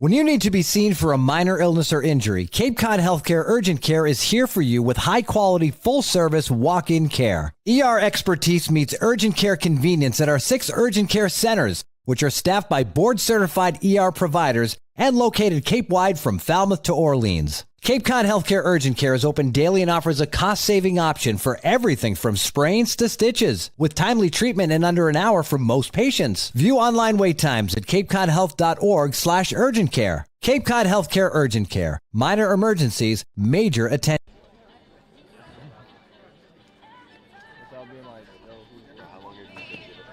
Back from a pitching change on the Gatemen Baseball Network, it's 3-0 YD, and Sean Youngerman's day is done. He had an excellent start for the best pitching staff in the league. The Yarmouth-Dennis Red Sox pay their second visit to Spillane Field, and Youngerman shoved in his first appearance against Wareham. 4 1/3 in his 6th start of the year, 7 strikeouts, no earned runs, and 3 hits. So they turn it over to who was their DH in the lineup, a two-way talent, the right-hander Ryan Sprock, who will stay in the lineup offensively and now digs in. It's his 5th appearance as a pitcher this year. Yeah, don't typically see the DH slide in and become your relief pitcher, but that's exactly what's going on here for YD, and terrific day for Sean Youngerman. I mean, just outstanding. His line not yet complete with the runner at first base still attached to him, but he struck out 7 guys, came up clutch with runners in scoring position. He was great. So Sprock with 6 2/3 innings under his belt. He has a runner on first after a leadoff walk from Gerald, and showing bunt is Jimenez. He pulls it foul. He just tripped over his bat running to first base. See where the bat ended up? Oh, yeah. That's like next to the pitcher's mound, where Ryan Sprock takes over. 6.75 ERA for him in 6 2/3 innings pitched. So in light of Shohei Ohtani, the two-way player, making a revival, and Sprock an example of that here in the Cape.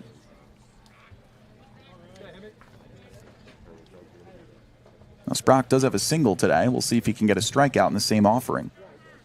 0-1 with 1 away. And Jimenez, the leadoff for the Gatemen at the dish. 0-1. Slider in there. 0-2.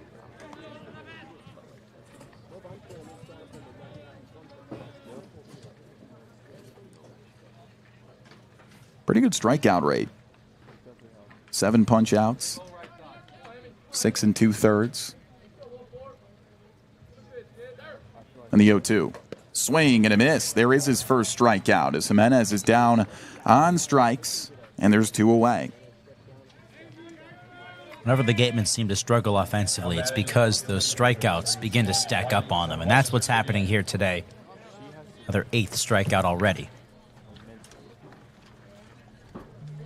So speaking of players, we talked about Phoenix Call, baseball names and that. Well, Ryan Sprock, a two-way for the Elon Phoenix. Just figured I'd make that tie in there. There you go. First pitch to the lefty, Sam White. That's ball 1.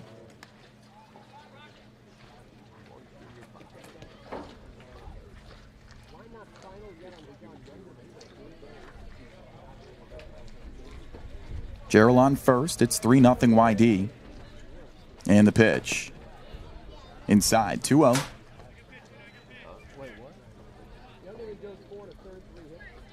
Last time Sam White pitched, it was 6 days ago against Brewster. Through 3 innings, did not give up an earned run. I mean, this is a kid who has legit talent on both sides of the ball. although that's ball 3, and as a matter of fact, hit the left hip of Sam White, a back foot slider. Misses, and there's a second base runner for the Gatemen here. Something brewing with 2 away. I think in light of guys like Jack Caglione, which is obviously an extreme example of a two-way talent, perhaps more colleges are willing to let their guys experiment with that and find some success.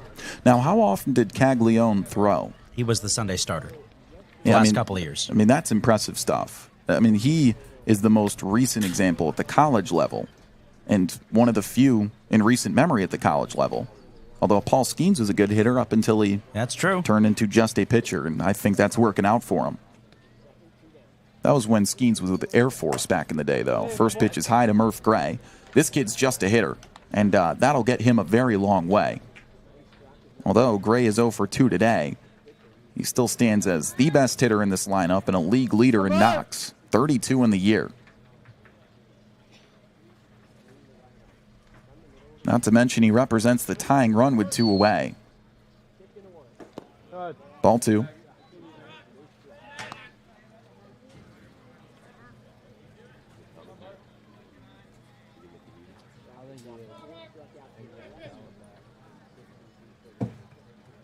Two away here, bottom 5, and the Gatemen searching for their first run.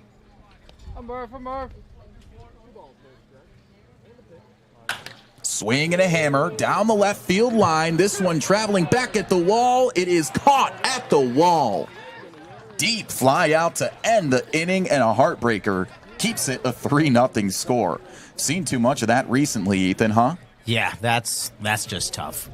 Well, going down swinging as he brought it all the way to the track there. But it remains a 3-0 ball game as the Gatemen strand 2, and we head to the top of the 6th on the Gatemen Baseball Network, powered by Cape League TV.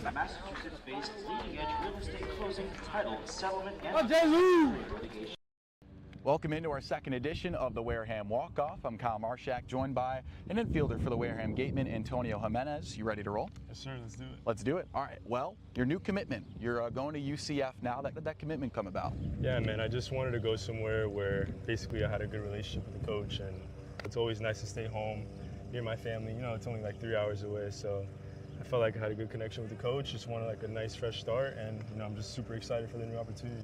Well, we've got Mike Mobbs over there, barefoot, mowing the lawn right now. You said he's a very down-to-earth guy. He's the hitting coach for the Gatemen.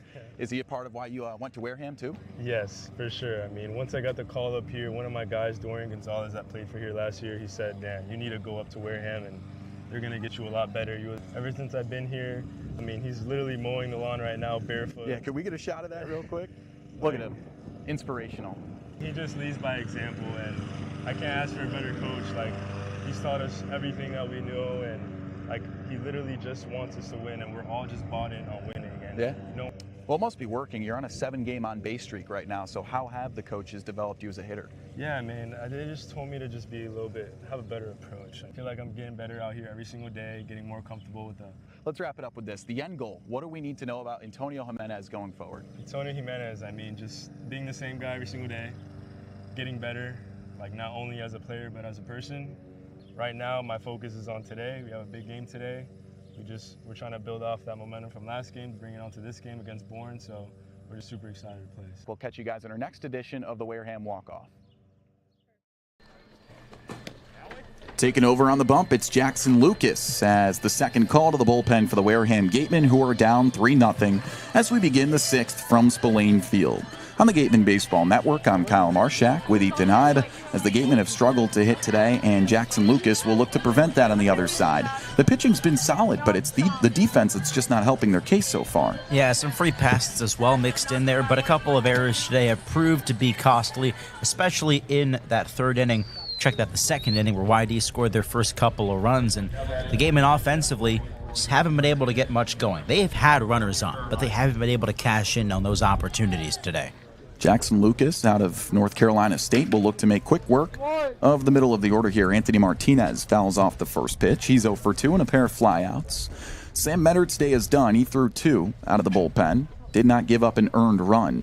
Only allowed 2 hits and had a trio of strikeouts to his credit. 0-1, first batter of the 6th.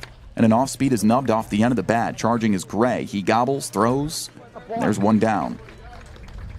Love that from Murph Gray, taking charge of that play, cutting off Jimenez. He knew that if he was able to get a nice angle to that ball, he'd have a more likely chance of throwing out that base runner. Lucas so far, 6 1/3. This is his 6th appearance, so just really an inning at a time for this guy. 7.11 ERA. Ethan Petrie, 0 for 1, a walk and a strikeout.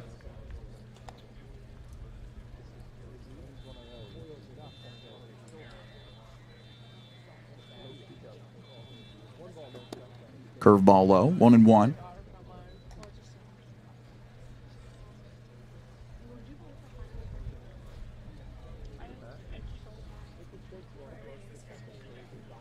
One ball, one strike to Petrie, and there's strike two as he firms the fastball in there. Well, at least the one good sight we've seen is that the free pass hasn't been too much of an issue for the pitching staff today, and that's improved throughout the season. Just outside. Yeah, walks were really the trouble spot for this pitching staff over the first couple of weeks of this season, and I agree. Definitely been able to curb that a little bit more as of late.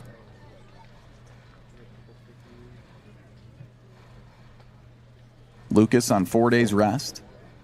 So a ready arm here, and the 3-2 is fouled away. Through an inning on the 13th against Brewster, when the Gatemen edged the Whitecaps for that victory, gave up an earned run and 3 hits, so not his best outing that he's coming off of here. Full count, 1 away, top 6. Skies him up to the right side. It's carrying back, but Chapman has a beat on it. 2 down.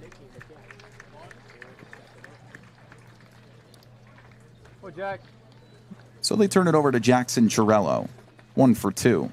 He was the first guy to get a knock this afternoon, one of just 3 for the YD Red Sox, who lead it 3-0. Now batting the left fielder, number 24, Jackson Chirello from Kennesaw State.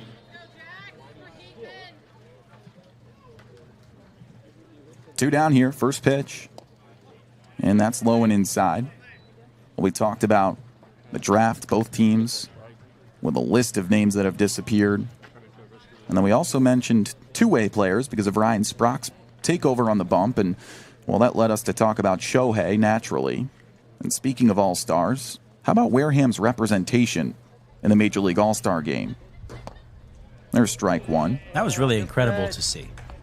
National League starter Paul Skeens, 18, with the Wareham Gatemen for Pittsburgh. He got the start. The American League leadoff hitter Stephen Kwan, 2017 Wareham Gatemen. There's strike one. And then the MVP, Jarren Duran, for the Boston Red Sox. With a 2-run shot, he got the award as the star player of the American League's victory in the All-Star game. A whole lot of Wareham significance in the Major League Baseball All-Star game. You think this is a good place to play baseball? You just love to see it. Duran had that go-ahead 2-run homer yesterday in Arlington, so pretty easy choice for the MVP award. You like the Wanted in Texas theme? Oh, yeah. You know a thing or two about that culture, huh? Possibly. Here's the 2-1 with 2 down. And that's a pop-up. Left side, trailing over as YD rushes in, loses the hat, but gets the ball for out number 3. 1-2-3 side for Lucas, who comes in for relief. Gatemen down 3 as we send it to the bottom of the 6th on the Gatemen Baseball Network, powered by Cape League TV.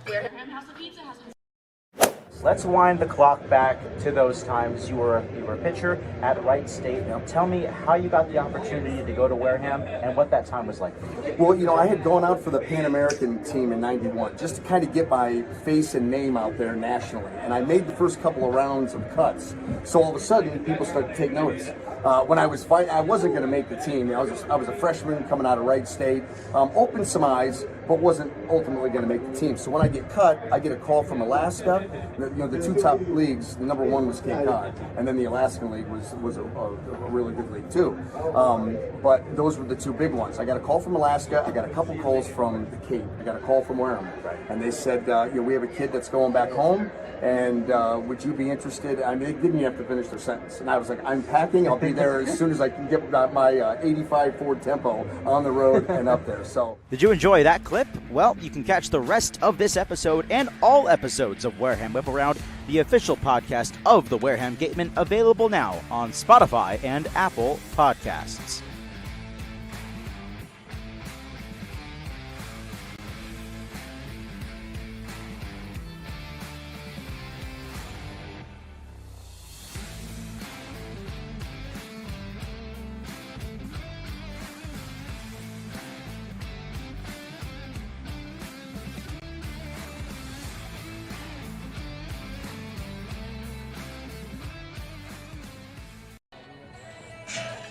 Ryan Sprock's second inning of relief as he looks to maintain a 3-0 lead and search for YD Red Sox first victory against the Wareham Gatemen in 2024. It's two of the best teams in the Cape Cod Baseball League matching up here at Spillane Field.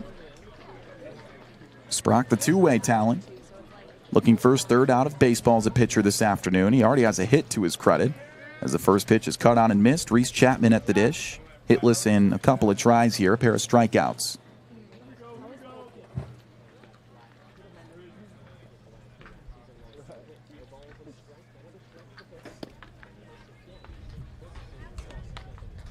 And it's 0-2. Time for the Gatemen to get something going here. They've left 6 runners on base today. Threatened in 4 of the 5 innings so far. The heart of the order up. 3 hits, no runs to show for it for the Gatemen, who are down 3. That's ball 1 to Chapman, the lefty out of Tennessee at the dish. Good introduction as a Wareham Gateman this year. Through 8 games, a .267 hitter with a home run. YD Red Sox with just 3 hits as well.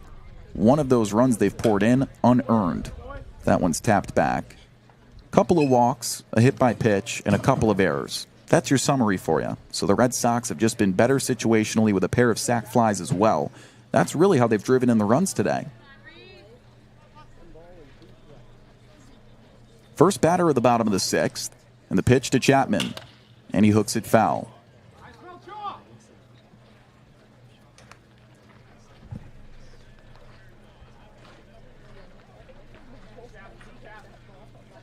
Oh, 7.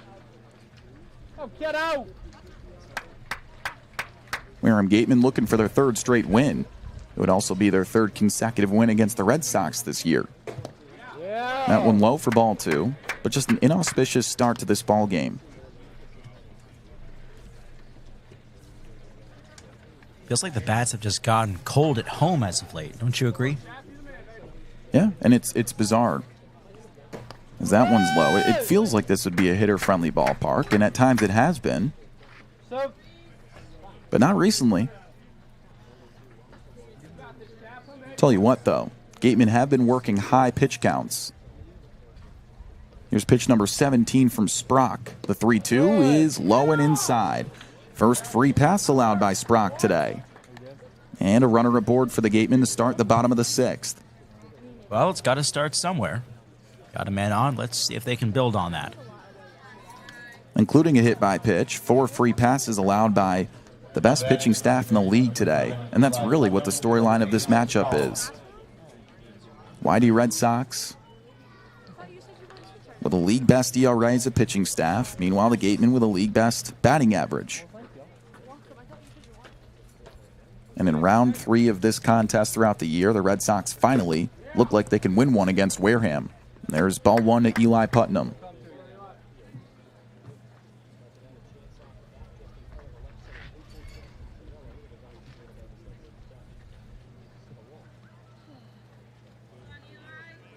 One-0 with a runner on. That one bounces in the dirt. Nice stop by LaCroix.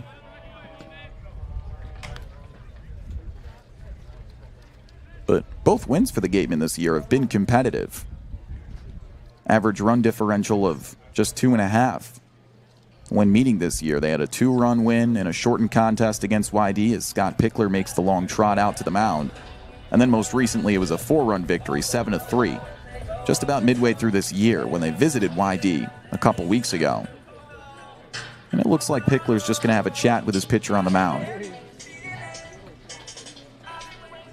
Right now, it's a 2-0 count as Eli Putnam's at the dish, and the Gatemen are down 3. Pickler with a whole lot of experience. It's his 26th season.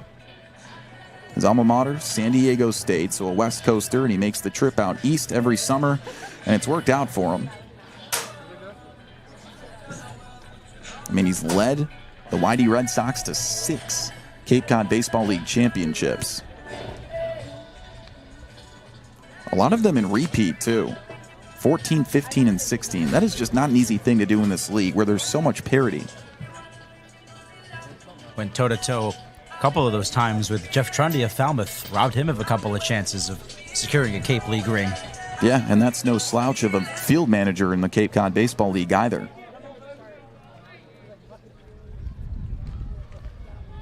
While Chapman gets held at first, Putnam digs back in, and Sprock is ready. It's a 3-0 count, or a 2-0 count here. Pitch. Curveball hung, but it's in there for a strike.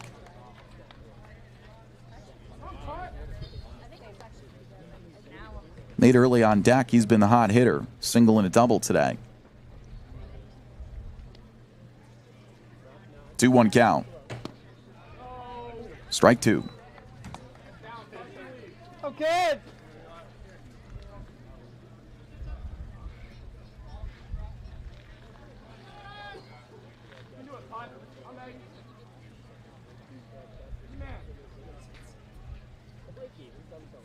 Got him.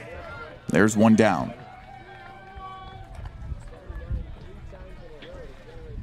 But that brings up perhaps the most dangerous bat in this order now.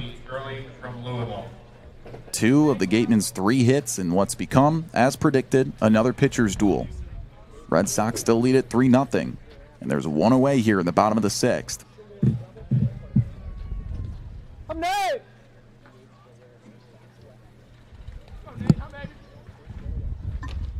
Righty on lefty, first offer. And that's ball 1. Well, Early really got a hold of one his last time up, his double down the right side. His base hit was after a terrific at-bat where he worked an 0-2 count back full and singled through the first and second base hole. 1-0. That one spiked in the dirt. Nice pick by LaCroix from behind home plate.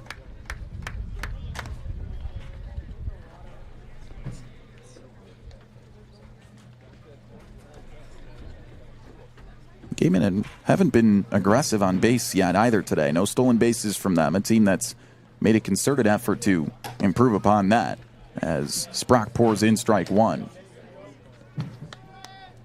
But both squads, bottom half of the league in stolen bases. 39, good for 6th from the Gatemen.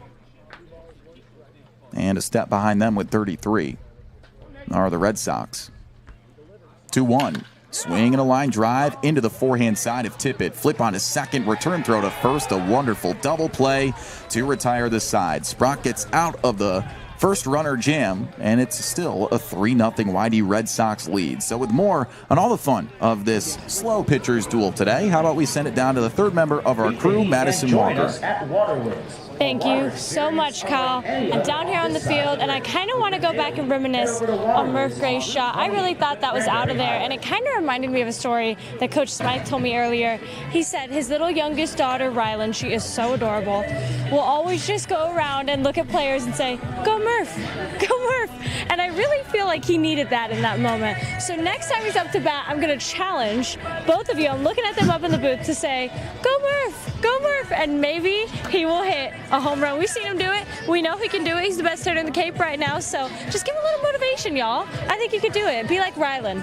I'm going to throw it back to you guys. All right, Madison, I'm giving you the thumbs up. I like the challenge. I love it when she gets us going. I feel like you're not as much of a fan of it, but I'm all about it. Look, I'm cool with it. I think that it's great, though, because she's the chief vibes officer with the Wareham Gatemen. That is Madison Walker in a nutshell. She's all about the aura. And you know what? That's something the Gatemen need right about now. So try everything. When she puts it on the resume, you think it's going to say sideline reporter and then chief vibes officer? Yes, absolutely. Awesome. Well, that's a cute story. Ryan Smythe obviously has been a big part of running the culture as the field manager of this team and allowing his daughter to be a voice and an inspiration for the squad as well. I mean, that makes it just so much more fun. And they could use that right now after a Ground ball double play to finish the last inning. The offense still has not much to produce as they're held to a shutout. And that really hasn't happened this year for the Gatemen offense. No, it has not. They have yet to be shut out this season. Reason for that. But it's been one of those ball games. You know, you get opportunities, you hit some right at somebody like Early just did right there. That was a really tough double play to turn as well for the second baseman, Trippett. He made it look easy there. And it was a smooth double play. And Gavin Gallagher will dig in to start off this inning.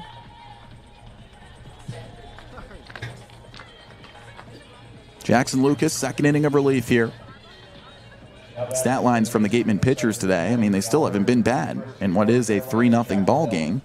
And only 2 of those runs earned to the credit of YD. Both of those were established to the 3-inning outing of Darren Horn. Sam Mettert, 2 scoreless innings, and here's inning number 2 from Jackson Lucas, who ran through the order. 1-2-3, a first pitch curveball misses. 6-hole hitter, Gavin Gallagher at the dish. Plated the first run of the ball game back in the second on a sac fly. Strike 1.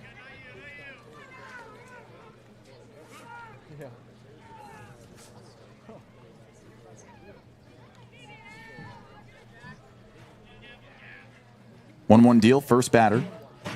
And that one bounced outside. Just starting the 7th inning here, in case you missed it. It's a 3-0 Yarmouth-Dennis Red Sox advantage. Third meeting between these two teams this year. Wareham's won both, but it's 2 of the best records in the league. And there's strike 2. Both games have been close. 5-3 for the Gatemen in a shortened contest early in the first half. And then around the midway point, they met again, but at Red Wilson Field, it was 7-3 in favor of the Gatemen that time. 2-2. And that's ball 3. 2 of the best records in the league. YD atop the East. Gatemen atop the West. And the Gatemen with the best record. Despite some home struggles recently, they've lost 3 of their last 4 at Spillane. Full count offer on the way. Swing and a miss. Big hack and a strikeout for Jackson Lucas. That's his first punch out of the afternoon. It's his first out of the 7th. Lucas is looking great so far. 4 up, 4 down. He's attacking the zone. Not showing any fear out there. Great stuff so far. 6 punch outs for Gatemen pitchers today. And that turns it over to Talmadge LaCroix. Just his second game, as he was added to the roster a couple days ago for the YD Red Sox. Went 1 for 2 yesterday with a solo home run. That's a good introduction.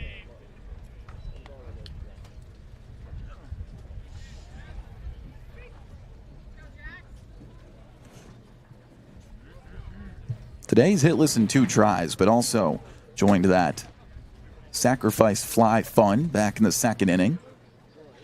If that's what you want to call it, he induced a run at least by hitting a fly ball to center. A throwing error plated a run that started on second base. The 2-0 is just low.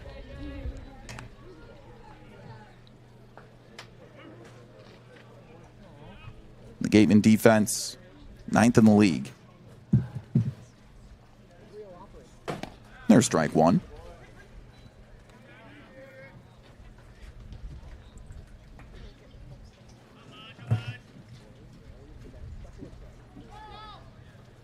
One away here in the 7th. Can of corn to the left side. Murph Gray reaching over, and he's out of play. So Madison Walker talking about Murph, saying, go Murph, go Murph. We got to say that next time he's up. Well, let's make that a conversation here. What do we call this success of Murph? You've been going with Murph Mania. Well, that was originally suggested a couple of weeks ago and used that in an article, and hopefully it's catching on a little bit. I feel like it's stuck. Well, now I don't want to offer anything else. I feel like I'd just be taking away the credit. Here's the 3-2. The curveball's hooked to short. On a hop, Jimenez has got it. There's a missile across the diamond for out number 2. Or we could call the month of July the month of Murph. Okay. Just a thought. Well, we made the joke about Murphy's Law, which is some scientific law stating whatever can go wrong will go wrong. And for opposing pitchers, that's kind of been the case for them when they face Murph. I wrote down in my notes, Mega Murph, question mark. but I'll drop it there. Because Jackson Lucas is looking to get out of the side. 2 away, and that one is in the dirt for ball 1. Ryan Sprock, the new pitcher, and still hitting as, I suppose, the DH or just hitting for himself. Pulled out of the bullpen earlier this game, but was in the lineup as the DH. He's 1 for 2 today, and he has a 2-0 count.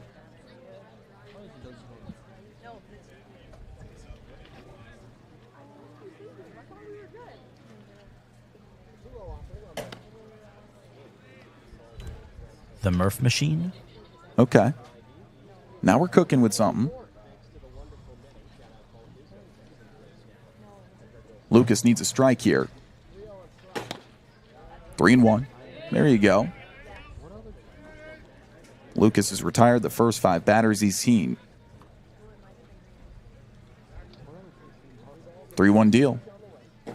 And that's ball 4. Subject. 4th walk allowed by Wareham pitchers today. And with 2 down and a runner on first, it's the 9-hole hitter, Will Tippett. 0 for 1, a walk and a strikeout.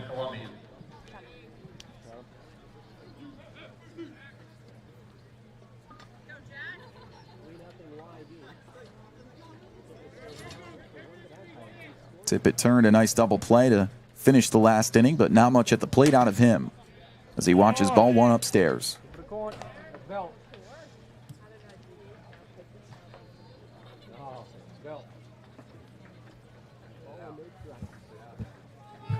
What you want? 1-0 count and 2 down. 1 duck on the pond. And the pitch. He shows bunt and he gets it down. Giving chase. Throw to first and it slips out of his hand and squibs all the way to foul territory. The lead runner, Sprock, is going to round third. He's going to hustle home. Here's the throw from Chapman. It's on line. The tag is placed and it is there. Nice play to finish the side. Chapman with a heads up finish on the inning. How about that defensive gem? Wow, he bails out Jackson Lucas right there. How about that from Reese Chapman for his first outfield assist of the season? That ball just slipped out of Jackson's hands and could have resulted in yet another run for YD, but here we go. Still a 3-0 ball game. You can write down the E1, but you got to write down a 7-2 putout next to it and maybe put a star in your notebook too as Chapman gets a defensive putout to finish the side, and he keeps it scoreless for his buddy on the mound. So it's 3-0 YD as we head to the home half of the 7th. Time to stretch at Spillane Field on the Gatemen Baseball Network, powered by Cape League TV. I'm Jesse Simmons. I'm Braden Sloan. And this is Catching Up with the Gatemen. May 21st, Big 12 tournament. You, through 4 innings, were able to shut down West Virginia University, and a team that ended up, winning a regional this year, and a team that was very successful, but you were able to lock them down for your team in a crucial situation. There's a video that floated around that you have seen before already that got a lot of views already on social media. Sam White, who happens to be a Gateman teammate now, hit a ball 98 miles an hour back up the middle, and you were able to know the little ninja catch it. Looked like a little fight or flight moment. Yeah. Tell me a little bit about that, and have you talked to him about that since you've been teammates here? Yeah, we have. So I was told a day in advance I would be the first one to come out of the bullpen, so I was a little bit ready for it. And it was a big game, so it was exciting, a little nerve-wracking, but ended up luckily being able to do good. And then, first batter of the game was Sam White hitting the line drive right back at me. And he got here and I was like, hey, I think you were the guy that hit the line drive at me. And he was like, I think I was. So yeah, it was funny. It was a good little moment to finally meet him and talk to him, be on the same team for once. Absolutely. No, I think it's kind of a good way to coexist here in the Cape too. Yeah. But we'll go back to that game, so right after the game, I watched the post-game presser. You immediately recognize your faith and how much it means. 0, 5, 5, 6, 8. Back to baseball here at Spillane Field on the Gatemen Baseball Network. Top of the 7th was a messy one as Jackson Lucas in his second inning of relief looked to make things work. And on this sloppy play, Ethan, Reese Chapman came up big. Yeah, that throw just getting away there from Jackson Lucas all the way to third base. Ryan Sprock made a bolt for home, but look at this throw from Reese Chapman right there. Bang, he gone. Love to see it. So on a play where Lucas didn't help himself, somehow he got out of the jam scoreless, and that's how you keep it a 3-0 ball game. And the Red Sox, looking to maintain this shutout, which the Gateman offense has yet to experience this year, will turn it over to the right-hander out of the bullpen from Stanford. It's Torin O'Haron. So far this year, O'Haron's been reputable, but his last outing really hurt him. So in 3 2/3 innings pitched, he has 5 earned runs. That's a 12.27 ERA. Small sample size, though. So if there's a pitcher to jump on, as the Gatemen have just 9 more outs of offense to work with and only 3 hits to their credit, this is the guy to do it against. And here's Byram Hott. Ball 1. Hott 0 for 1. He's got a walk to his credit, too.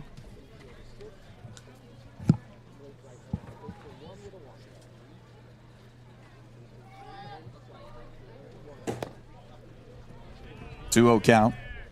Byram Hott, his second year with the Gatemen, hit .350 in 8 games last year. Maybe after the game, buddy. Made his re-debut last night, you could say. He went 0 for 3. 2-0 from O'Haron. Couldn't get it.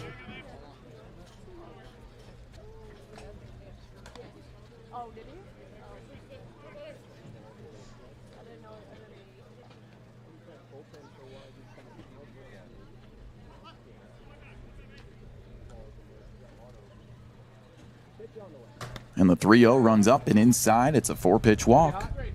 Well, the Gatemen have found their way on base plenty today with 4 walks as an offense now, but they just haven't been able to move them in. They've left a ton of guys stranded. Yeah, it's been a couple of tough situations, whether they've just been able to or unable to get balls down in the outfield. Some cases, it's been balls hit right at guys. They've been able to make some solid defensive efforts. Just look at the previous half inning. Nate Early grounding into a double play required a terrific play from Will Tippett at second. It's been that kind of night offensively. For O'Haron, who pitches in small sample sizes, he's given up 3 earned runs in his last 2 2/3, hence the high ERA. Just his 6th appearance for the YD Red Sox this year. Best pitching staff in the league. Jacob Gerald looking to make a difference here. He walked aboard back in the 5th, otherwise a strikeout, so he's hitless in 1 try. And there's strike 2, as Gerald disagrees with the home plate umpire, J.C. Fernandez.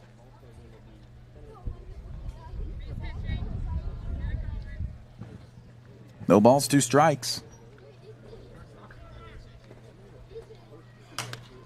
Fisted foul.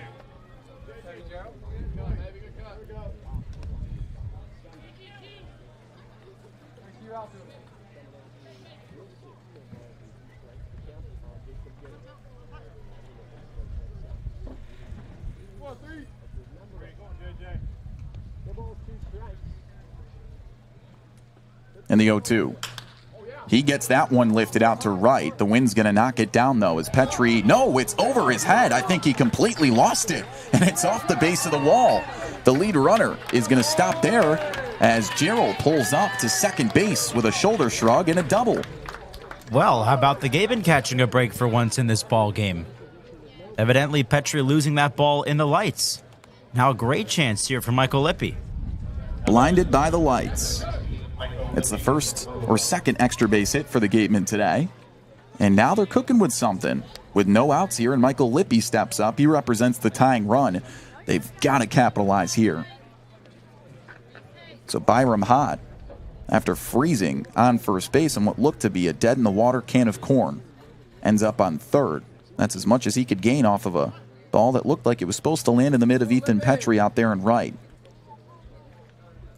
With no outs, it's a double and a runner on. So second and third occupied, and a first pitch strike to Michael Lippi. He's 0 for 2.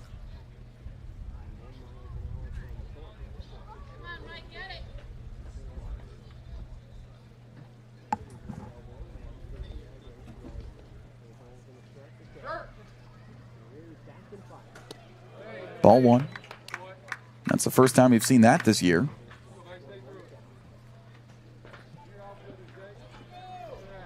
Seen balls lost in the sunlight or the sunset this year, but never in the stadium lights. Yeah, the sunset can be killer here. Shines right in the eyes of the first baseman and the right fielder. 1-1 is off the plate. It's a 2-1 count to Michael Lippi.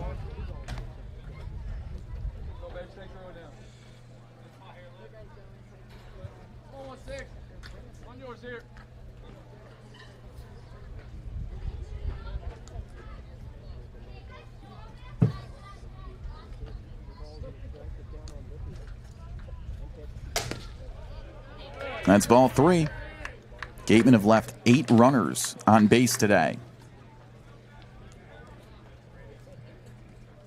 On top of that, they're hitless with runners in scoring position. 3-1 pitch to Lippy. At the knees, it's a called strike, and Lippy thought that was ball 4.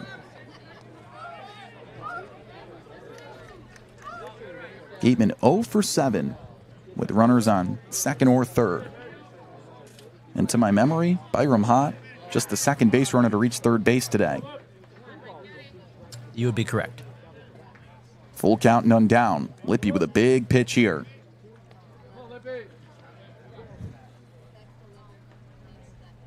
"3-2. And that one's scorched foul. Just late. He's on it, though, and he's seeing a whole lot of pitches in this at-bat. Pitch number 7 coming up next. Lippy just 4 runs batted in this year. Huge chance to multiply his value to this lineup.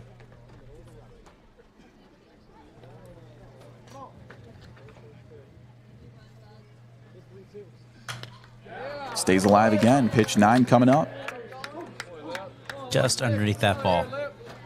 He can straighten that out. Here come the battle chants.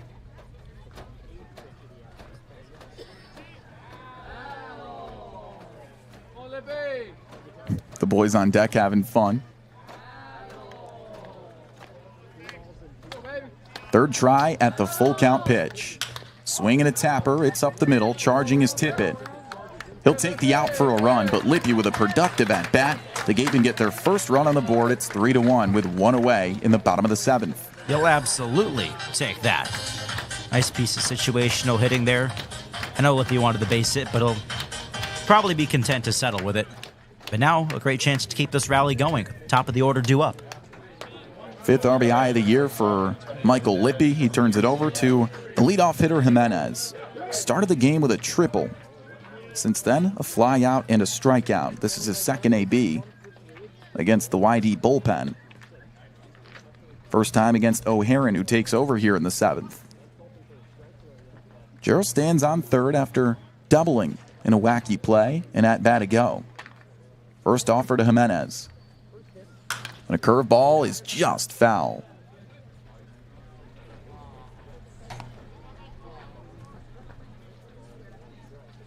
Battle indeed. Just a repetitive, harmonic chant of the word battle. It's taken over as the war cry of the Wareham Gatemen this year. And we have yet to figure out who really brought it. But it fits, and the 0-1 is skied high, right over the pitcher's mound. Third baseman calls him off, and Call will make the catch. Gerald stays on third base. There's 2 down. Not what Jimenez is looking to do there. He just got underneath that ball, popped it up on the infield. So Sam White digs in. 0 for 2. He reached base on a hit by pitch back in the 5th, though, until he got chopped down on a double play.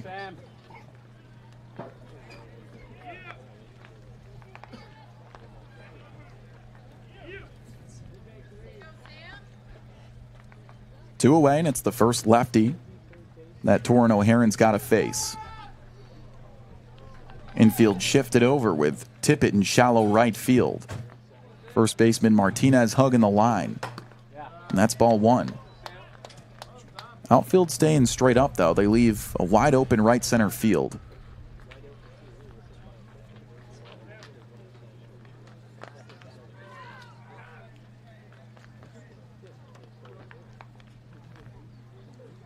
(1-0) with 2 down.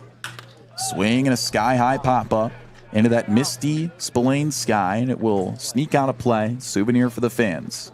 Strike 1. Let's see if Sam can straighten it out here. This is the situation where you have to come through if you want to get back in this ball game. Not too many outs to work with. This team now 0 for 9 with runners in scoring position. They've stranded 6 runners on base today. Uncharacteristic of a team that leads the league in batting average. 1 ball and 1 strike to Sam White. Ball 2. How about this infield shift? Got Call pretty much behind second base.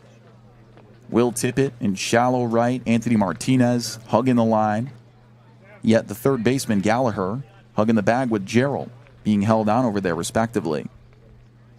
So a 2-1 is Sam White, and a fastball fed in there on the black for strike 2.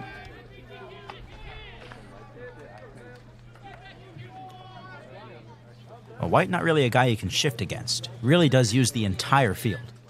Yeah, I find it peculiar that they've got this overshift on him. The outfield, though, as if there were a right-hander at the dish.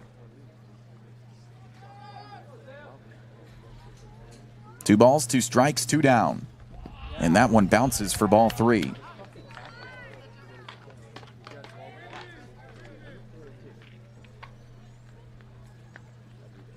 Weirdly enough, I mean, it's legal in this league, but we haven't seen the overshift as often as we've been used to.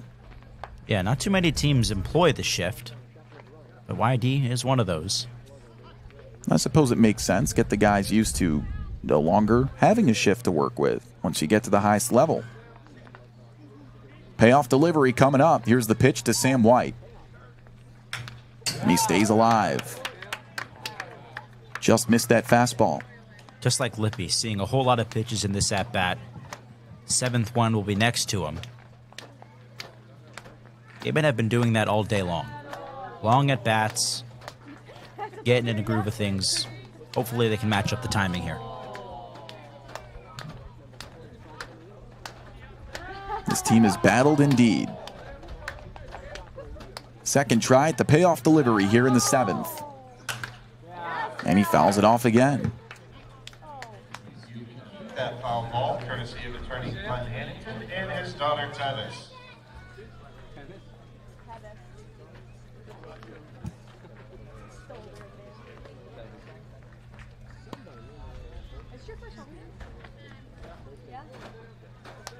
I was here last year.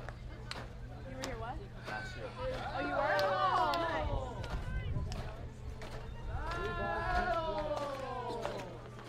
nice. 3-2 coming.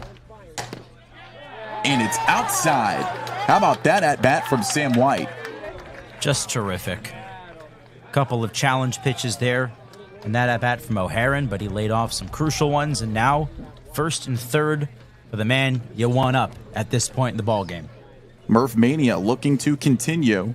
And as a matter of fact, start today. He's hitless in 3 tries. And as Madison Walker said, we got to say it. All right, I'm ready. Go Murph. Is that what you were looking for, Maddie? Oh, Madison she likes Walker gave us the applause, so we'll take it. We're taking a page out of Ryan Smythe's daughter's book. Cheering on Murph exactly the way she would. Meanwhile, Scott Pickler out of the dugout as Torrin O'Haron's got quite the jam in front of him. 2 runners on. Tying runner on first base in the form of Sam White. Gerald on third, and the first pitch runs up and in. It's off his left hand. He's calling time, home plate umpire J.C. Fernandez. We've seen this type of situation before. Now Pickler out of the dugout.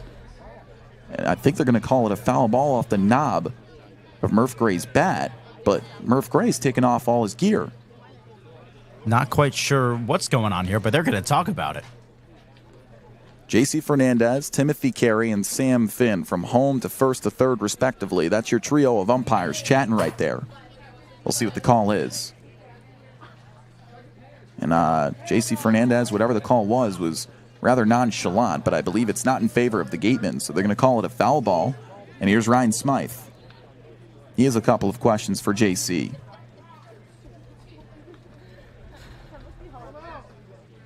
That was a fastball up and in. You just saw it again. Immediately, Murph was shaking his hand, so it had to have stung him. I mean, it either got partially his hand and some of the bat stung him in a way. Whatever it is, Murph Gray's the hottest hitter in the league right now. I don't think he's going to fake getting hit by a pitch. So after that, and some discussion, Murph Gray will stay at the plate. He took off his gear and then put it all back on. Well, get back to battle. I would find it incredibly ironic and poetic if Murph Gray got an RBI knock here. Leads the team in ribbies, 20 on the season. And now LaCroix will have a chat with his pitcher, Torrin O'Haron. Now, what does a conversation with Murph Gray, or pardon me, Torrin O'Haron look like right now? Is it just going to be an ID on the hitter? Hey, don't pitch to this guy, or is it something defensive? It's definitely an approach type of thing. This is obviously a YD team that is well scouted. They know what they're dealing with here with these guys. They know the hot zones, and now here comes Pickler again. Somebody get the clock out. We haven't seen a pitch thrown in the past 2 minutes probably between the discussion on the hit by pitch, which wasn't a hit by pitch, and now a meeting at the mound. First it was LaCroix, and then after 20 seconds, Scott Pickler said, all right, I'm going to go have a picnic with the boys on the mound too. So Pickler's here. Long time and very successful head coach of the YD Red Sox. Having a chat with a pile of red jerseys on the mound right now. They're all looking out to the bullpen. Right now there's a chat going on between the right fielder Petrie and some arms in the bullpen, and there will be someone leaving. So as long as you could drag out an arm change here is what we get. So a righty coming out of the bullpen. We'll step away for a second, get you the name of the new arm as the Gatemen are building something here. They're down 2 on the Gatemen Baseball Network, powered by Cape League TV. Jesse Simmons. And I'm Bobby Bozer. And this is Catching Up with the Gatemen. All right, so Bobby, once again, thank you for taking the time. You played a really good season here at the Gatemen, and not often a chance that people get to play twice in the Cape Cod Baseball League. You've done it twice and with the same team, with Wareham. What does that mean to you, and how's your experience been, being out here in the draft just a couple days away? Yeah, thank you, by the way. I'm excited to be out here for the second time. Thanks to Coach Smythe for having me out here for a second time. He's the best GOAT. It means a lot for me to be out here, honestly. It's the most pure form of baseball, and I love the simplicity of it. Being out here, you learn a lot, and I'm very grateful to have that experience going back to the MLB, back to school. Who knows what's in store in the next few days, but I'm excited, looking forward to it, and I'm just enjoying life out here on the Cape. Yeah, keeping that, you kept it simple. 350 batting average, you've really tore it up. You are playing good baseball right now in its purest form, maybe for you. What's the biggest takeaway you've taken from Smythe, Coach Mobbs, all these guys out here in the Cape, is that this team specifically that will carry you into this draft and wherever the future takes you? Yeah, I always hit on this, and it's the mental side of the game. They're very good at keeping everybody even keeled. Keeping my head level throughout this summer, throughout last summer, is probably the biggest learning curve, especially in amateur baseball. Taking that next step to the professional baseball is the mental game, in my opinion, because everybody's physically good out here, but you get with the right people, they change your mentality a little bit and simplify the game of baseball for you. And if you can do that and bring out the best of your abilities and have fun doing it, that's kind of been the goal for me, and it's worked out pretty well. Trevor Moore will take over out of the University of Stanford from one Stanford product to the other. So 2/3 of an inning for Torrin O'Haron. He gave up an earned run on 1 knock and no strikeouts. So they turn it over to the tall righty out of Stanford. We'll see what he has to offer. He has a ton of reps as kind of a go-to out of the bullpen for this YD Red Sox squad that leads it 3-1. This will be his 11th appearance, or pardon me, 9th appearance this summer. 11 1/3 innings pitched. He has yet to give up an earned run, an example of why this YD pitching staff is the best in the league. Yeah, this is definitely Pickler's guy out of the bullpen that he was saving for exactly this kind of situation. Yeah, he does this situation a lot. Last time around, it was the same exact thing. He threw 1/3 of an inning, didn't give up an earned run, although he did have to navigate a hit that he allowed. That was just 3 days ago against Hyannis. Before that, it was a visit at Chatham. He threw 2 innings, did not give up an earned run, 2 hits to his credit. And so far this year, he's got 22 strikeouts in 11 1/3 innings. So you kind of get the picture pretty easily here. This is a guy who gets strikes. And it's an 0-1 count with 2 down and 2 runners on. The tying run on first, and the pickoff over to first is not in time. Well, it's already been an interesting turn of events for Murph Gray, who took a pitch off his hand, slashed the barrel or the knob of the bat. It was ball 1, evidently. Or strike 1, rather. And here's the first pitch from the new arm. It's a curveball upstairs, 1 ball and 1 strike. Not your average baseball game today. Only 2 of the 3 runs for YD have been earned. A fielding error in the outfield and a couple of sac flies and just 3 hits early plated 3 runs for YD. The Gatemen finally get their first run here, as that one's low for ball 2. It's Michael Lippy who plated the run on a ground out. Brought home Byram Hott, who led off this inning with a walk. Gerald doubled, so he stands on third, and Sam White walks, so he's on first. And the 2-1 pitch with 2 down here in the 7th, coming up to Gray. Ball 3. That's got to be the longest stretch of baseball we've seen all year without a run for the Gatemen offense. And sure enough, it's against the YD pitching staff. 3-1.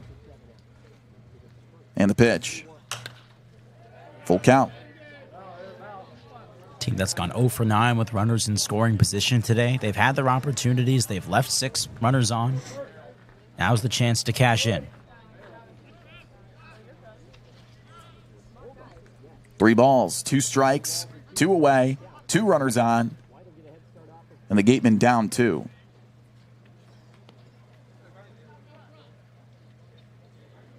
The pitch. And he skies it foul again. I think Murph Gray thought he just missed that one.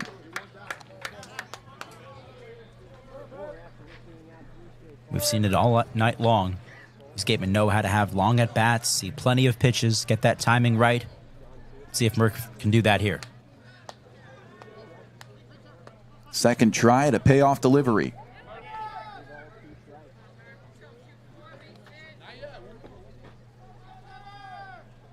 The pitch. There's a tapper in front of the mound. Gray can run. And the toss to first is in time to beat him. Nice finish by the tall righty who steps in for just 1 out. Trevor Moore finishes the side and limits the damage. 1 run does come in. It's an RBI ground out on 1 hit and 2 runners left for the Gatemen. It's 3-1. Top 8 up next at Spillane Field on the Gatemen Baseball Network, powered by Cape League TV. Welcome into our next installment of the Wareham Walk-Off, and this time we're joined by a Wareham Gatemen infielder out of Fresno State, Murph Gray. You ready to roll? Oh, yes, sir. All right, let's do it. Well, how was the Cape trip choose your destination this summer? Honestly, pretty great. I love it out here. The weather's nice. The people are great, and I'm playing with some of the best, so I love it. Warm weather, too, I guess kind of akin to California being from there? Yeah, pretty similar. I'd say it's more humid here, but I mean, it's more dry heat in California. Gotcha. All right, well, before you were Mountain West Freshman of the Year, you had a pretty good high school athletic career. I heard you played basketball. Were you a good hooper? Yeah, I was a decent hooper. I played some center, some power forward. I did all right. Okay, you were kind of forcing that center role. I mean, you're 6'4", 6'5". I guess you were the tallest kid on the team? Oh, yeah, for sure the tallest on the team, so I kind of got forced into that. Okay, well, another thing that you did that you don't do now was pitch in high school. Is it true that you tossed a perfect game? Yeah, so that was our first game of the season. I tossed a perfect game, and it was honestly just kind of weird and surreal since I wasn't going to be a pitcher at the next level, so it was just... And then where did that transition happen where you decided to just become a hitter? I want to say about my junior year of high school, I was more focused on hitting, just becoming a better hitter, kind of bettering myself, and then I love hitting. It's my passion. So. Well, you're pretty good at it. You're on a hot streak right now, and you hit 3 home runs in a matter of 48 hours at the beginning of this week, too. Oh, yeah. So we're glad to have you. My final note on that, to get to know you before we end this session, your birth certificate says Tristan. So where did the name Murph come from? So the name Murph comes from the movie Like Mike, one of my favorite movies. Little white kid in there named Murph. Super pale, super white, and then when I was born, I was the same way, super pale, so the nickname just kind of stuck ever. Gatemen plate their first run of the ball game on 4 hits, but 3 runs on 3 errors from the Gatemen defense, as well as a couple of knocks and a couple of sac flies from YD means it's a 3-1 Red Sox advantage. New arm on the bump as we welcome Jesse Simmons back into the booth, the team analyst. Well, you know a thing or two about this kid. It's Bryce Gluckman making his debut for the Wareham Gatemen, a kid who has yet to play college ball with Stetson, but he's had good stuff in summer ball so far. Yeah, played for an actual DeLand Suns team in the Florida League that I played for 2 summers ago. And shout out to my hometown, DeLand, Florida. Long way from home. But yeah, Gluckman, a Bishop Moore High School Catholic kid. Really good high school. They produce a lot of good players and arms. And he had a chance to work a couple innings there with the DeLand Suns in a very solid league that is filtered through Major League Baseball. And he gets the call up here for the Gatemen as another Stetson arm finds his way to the mound in Wareham at Spillane Field. Look to see a lot of him and see what he can do. Quite the pipeline that the Gatemen pitching staff has here, and they're going to need those pitchers to hold things up here as we enter the top of the 8th. Bryce Gluckman is going to make his debut for the Wareham Gatemen, and he's got good stuff out of high school. Number 24 ranked third baseman in Florida. So he was a two-way guy. Yeah, and it looks like he might get a chance to do the same at Stetson. Was able to redshirt this year and looking to make some damage here and see what happens on the mound and see if he can keep playing both as he hopes. Just 3 hits for YD despite the 2-run advantage. First pitch is a ball, and it's the top of the order. Phoenix Call, the leadoff. R.J. Austin on deck, and Anthony Martinez batting third. Gluckman, the second two-way guy we've seen on the bump today. That's ball 2. Did you ever think about doing the two-way route?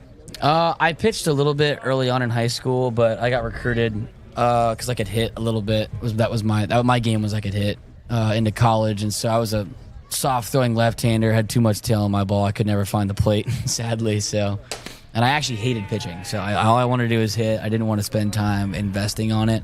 I just fell in love with hitting that I felt like it was wasting time from other things. Fair enough. The flashier side, you could say.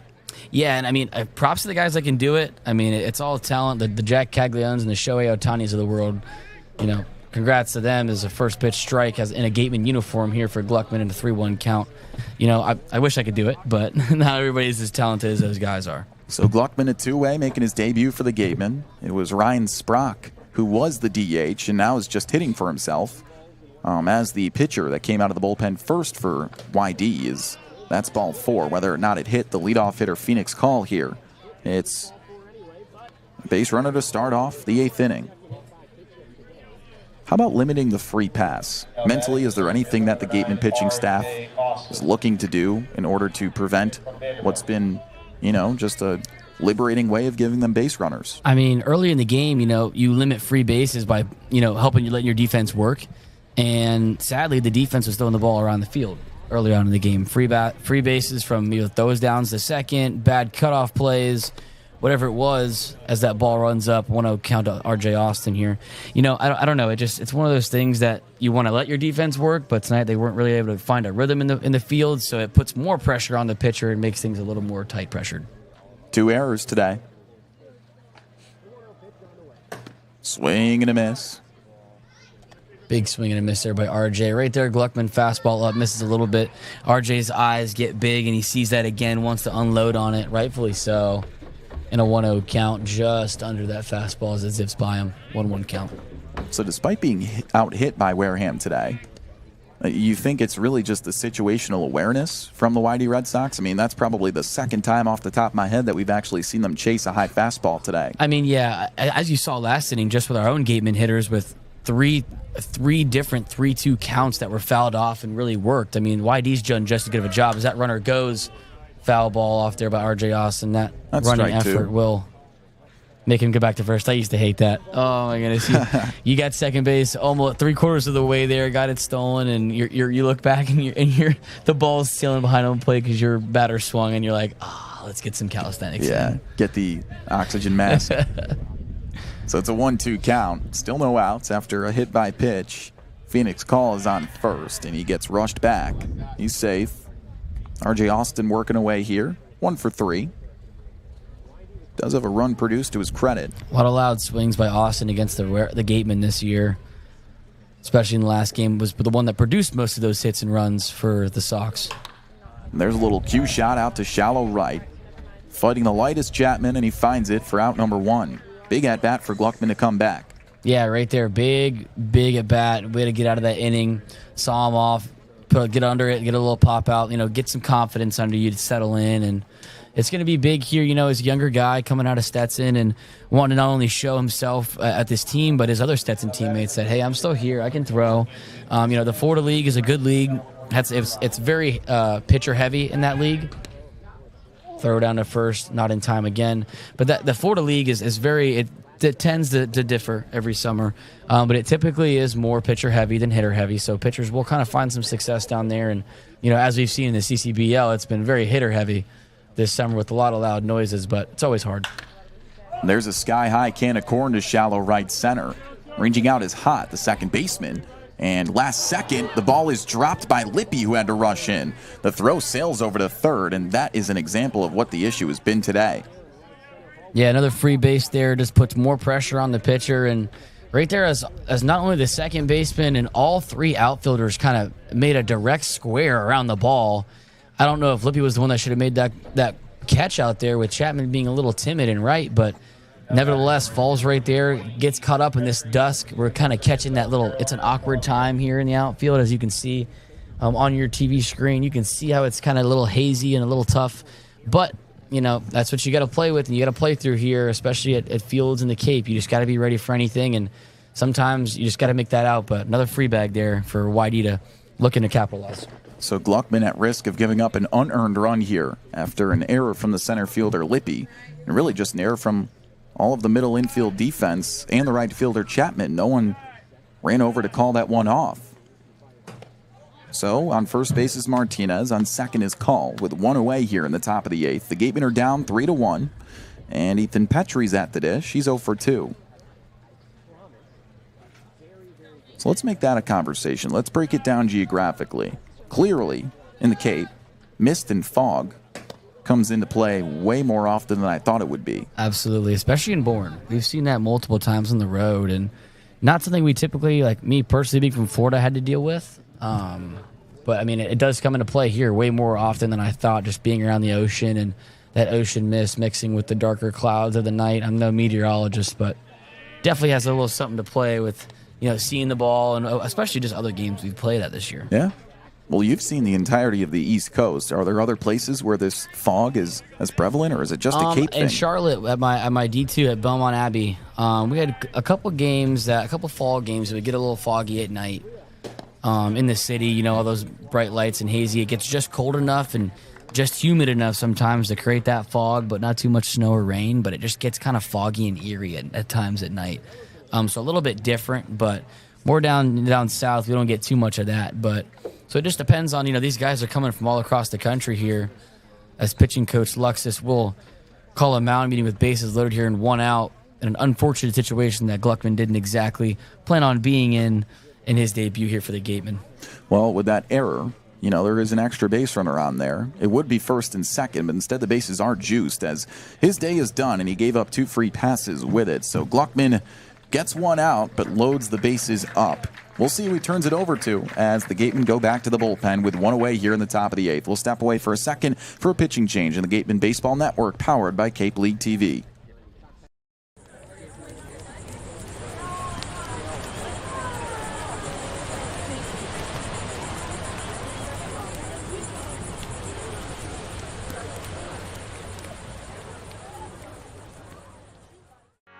Here at the Mass State Lottery, we're known for our monster wins. But there's no bigger win than the $1 billion we provide each year to support all 351 cities and towns in Massachusetts. In our game, we know that supporting local businesses and helping communities is how we all win. Because at the lottery, we're all playing for the home team. The Mass State Lottery. Welcome to the state of winning.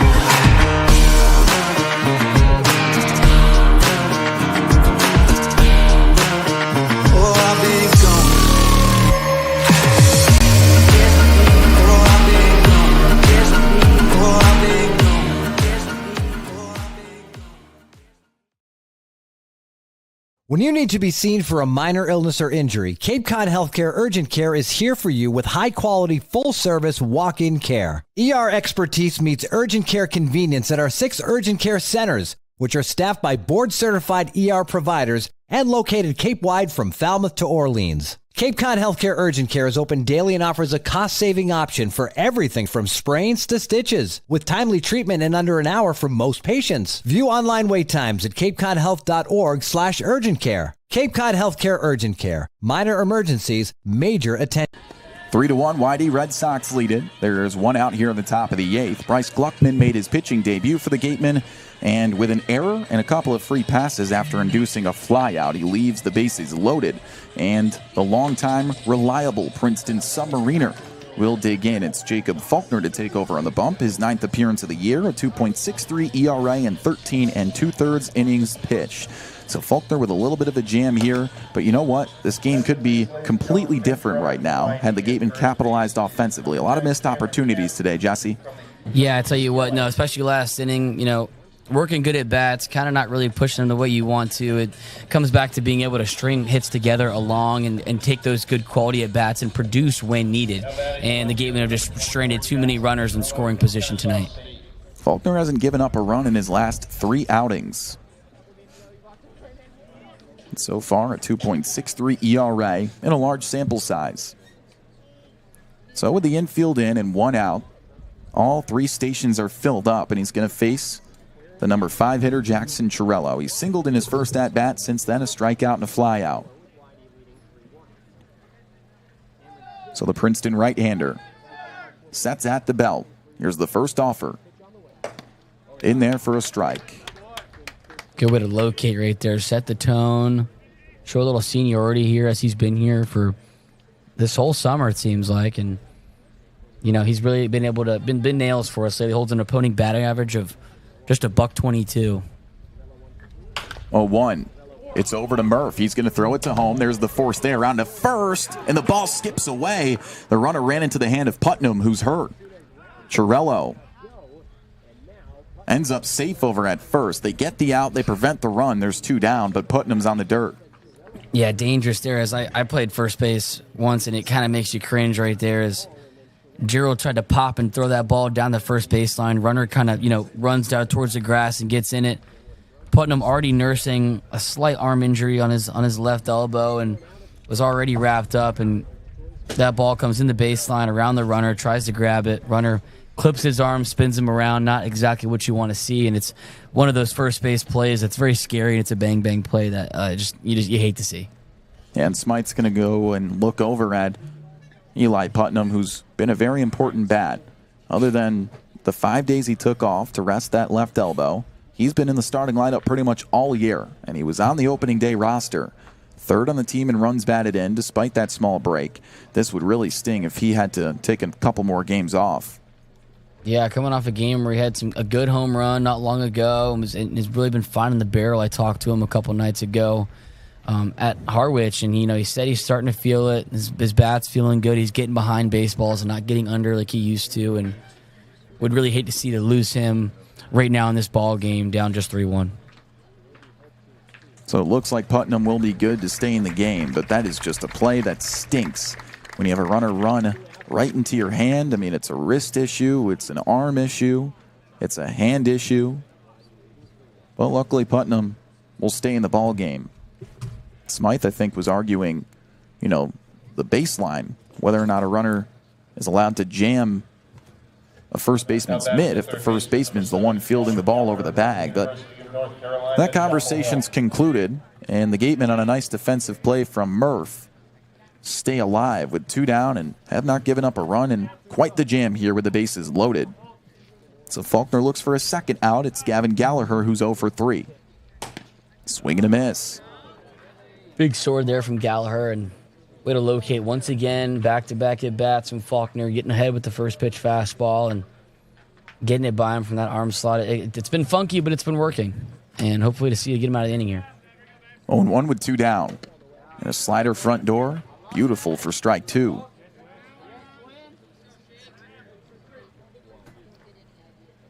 Bryce Gluckman, the one that left the bases juiced.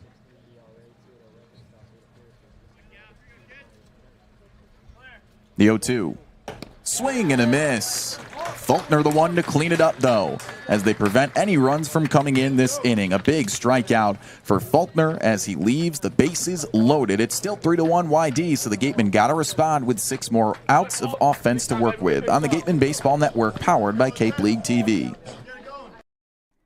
Whatever your technology needs are, Secure One can help. Learn more at SecureOne.com. SecureOne.com. The Wareham-based AD Makepeace Company, founded in 1854, is North America's largest cranberry grower, the largest private property owner in eastern Massachusetts, and a recognized leader in environmentally responsible real estate development and stewardship. For 170 years, AD Makepeace Company has supported community events and organizations like your Wareham Gatemen. Visit admakepeace.com to learn more.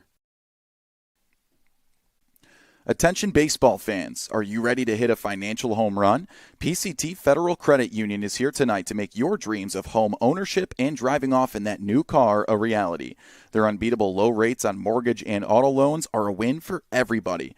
Whether you're rounding the bases to buy your first home or looking to upgrade your ride, PCT Federal Credit Union has got your back. Swing by their tent before you leave or visit their website to learn more about how they can help you step up to the plate and score big on your financial goals. The AD Makepeace Company also owns and operates Reed Custom Soils, the area's leading manufacturer of custom soils, including CU structural soil and Rooflight certified green roof media. Reed Custom Soil is also a manufacturer and distributor of baseball infield mix and conditioners. To learn more, visit www.reedcustomsoils.com. Meat of the order due up as they face Trevor Moore for his second inning of relief. The YD Red Sox with the best ERA as a pitching staff in the league, and it's proven as such today as they've allowed just one run from the best offense in the league in the Wareham Gatemen. Kyle Marchak joined by the team analyst Jesse Simmons on the Gatemen Baseball Network. Bottom 8, and the Gatemen, after plating their first run in the 7th, still got some work to do, huh? Yeah, definitely. I mean, it's going to come down to, can they produce quality at-bats when needed, get some runners on here. Only got 6 outs left in this ball game. It's now or never for Coach Smythe and this ball club, and starts right here with Reese Chapman. Well, the Gatemen aren't the ones with the strongest pitching staff in this matchup. Still something to talk about. 4th best ERA in the league. So sure enough, a pitcher's duel in the 3rd meeting between two of the best teams in the CCBL. First pitch from Trevor Moore in his second inning of work. And that one sails to the backstop. Reese Chapman digging in. He's 0 for 2 with a walk as well. 4, 5, 6 due up here to face Trevor Moore. Good part of the order to work with. But again, could be a different score. 3 hits for YD, 4 for Wareham. Yet Wareham down 2 runs here. It's the 4 errors that the Gatemen have given up that have made the difference. Yeah, that's certainly the black eye here, and the amount of runners they've left on base, like we just got done saying. And it just comes down to playing quality baseball and doing the little things right. And no matter what level you're at, it's who can do the details and who can do the little things and play clean baseball. Little overshift to Reese Chapman here. And a curveball's over for a strike. That's tough there. If you're a hitter, pitcher throws one to the backstop and then follows it up with a breaking ball down the middle for a strike. That's just... No one's going to swing at that. Yeah, you just got to dig back in there and reset, even the count here. 1-1. Goes for the curveball this time, but that's a really well-placed pitch by Moore. Dropping that thing back foot.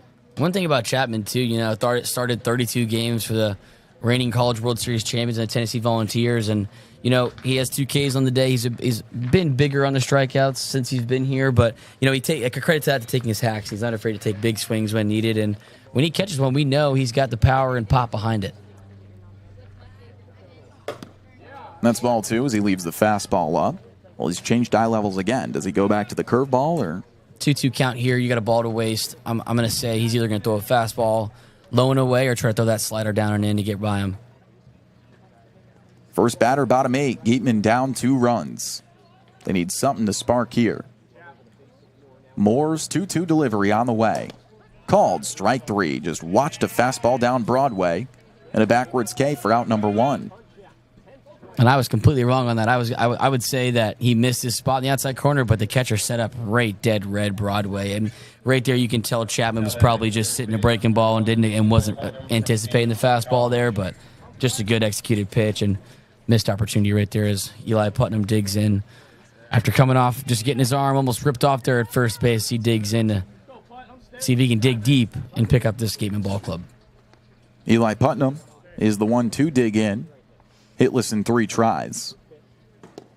Speaking of digging in, we got to give a shout out to Cool Cone for catering us post game today. 1 ball and no strikes with 1 away in the bottom of the 8th.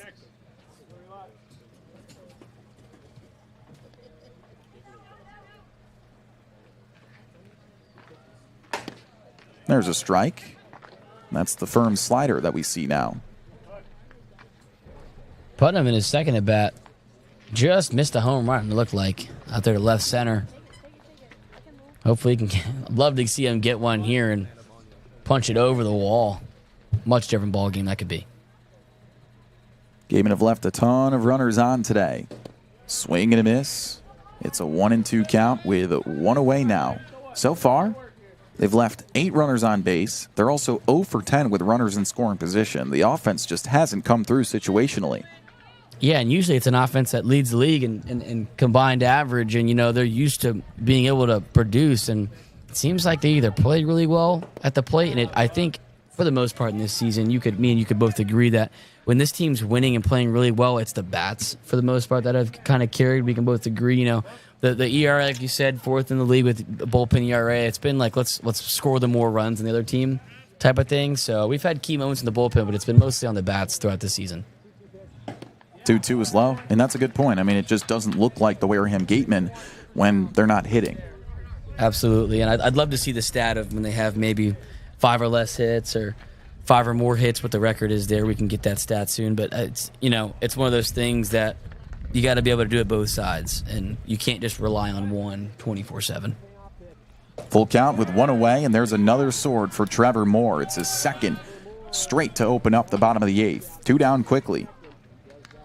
How about 11 strikeouts for the YD Red Sox pitching staff today? What else did you expect?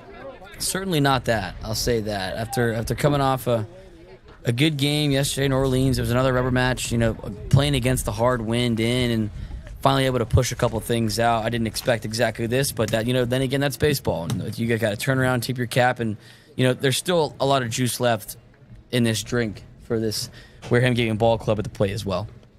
And a lot of ingredients to work with if you're Nate Early. He's got 2 hits today. Swing and a miss. Goes fishing for the first pitch fastball. 2 of the Gatemen's 4 knocks in the afternoon. When's the last time you've seen the Gatemen finish a ball game with less than 5 hits?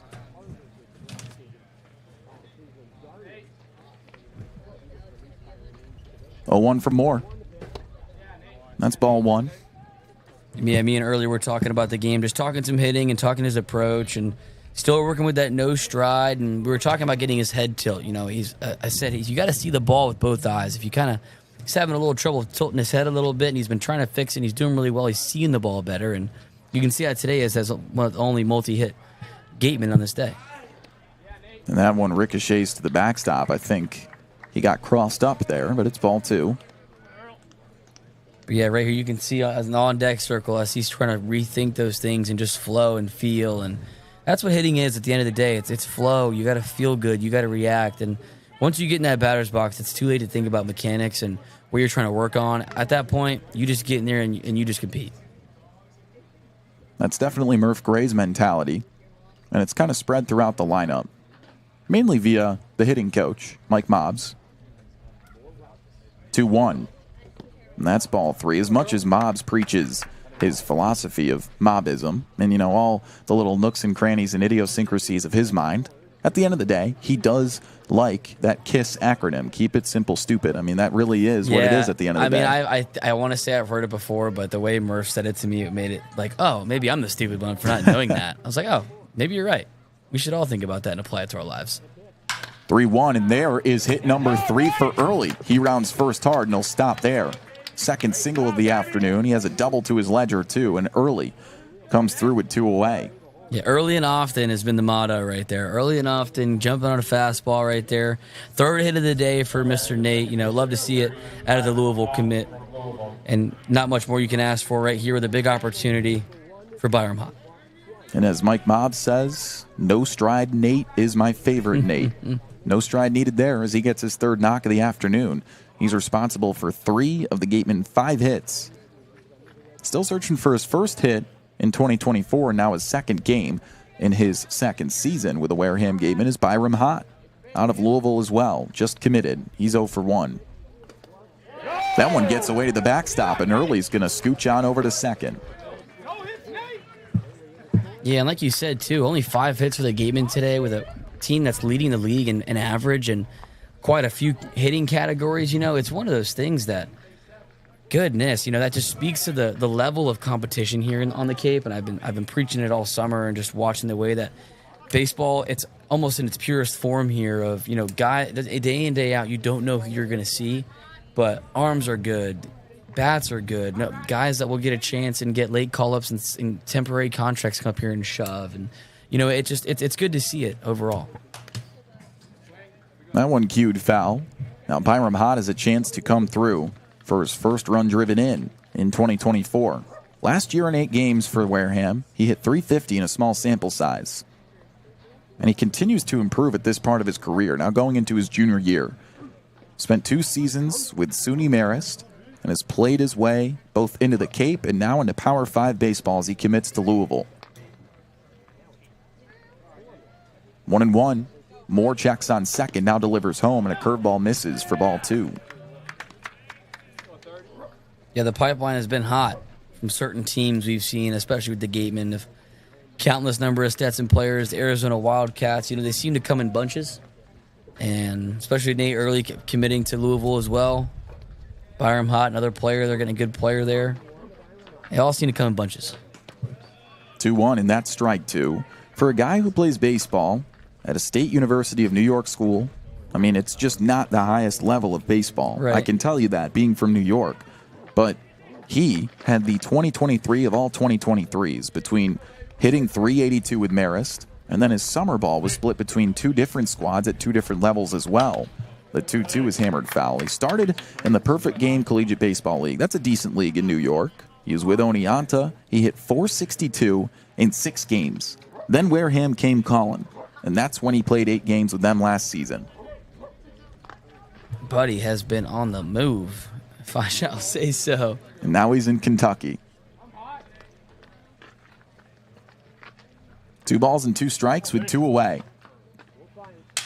Broken bat, there's a flare to the left side. Call's got it, the throw is in time. So they leave another one stranded. It's 11 left on base for the Gatemen today.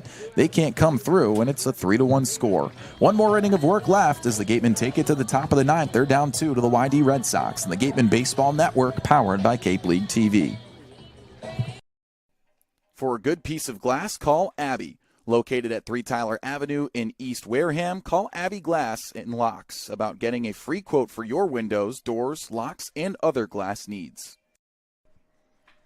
Mastria Auto Group. Whether you need sales, parts, or service, call Mastria Auto Group for all your Kia, Cadillac, Mazda, VW, Subaru, and Nissan needs. Mastria delivers. www.mastria.com. Legacy Insurance has been servicing Wareham and the surrounding area since 1980. Call Legacy Insurance for all your insurance needs at 508-295-1315. Legacy Insurance, your hometown agency. Looking to buy or sell real estate in the South Shore, South Coast, or Cape Cod area? Joanne Stevenson has been selling Massachusetts since 2000.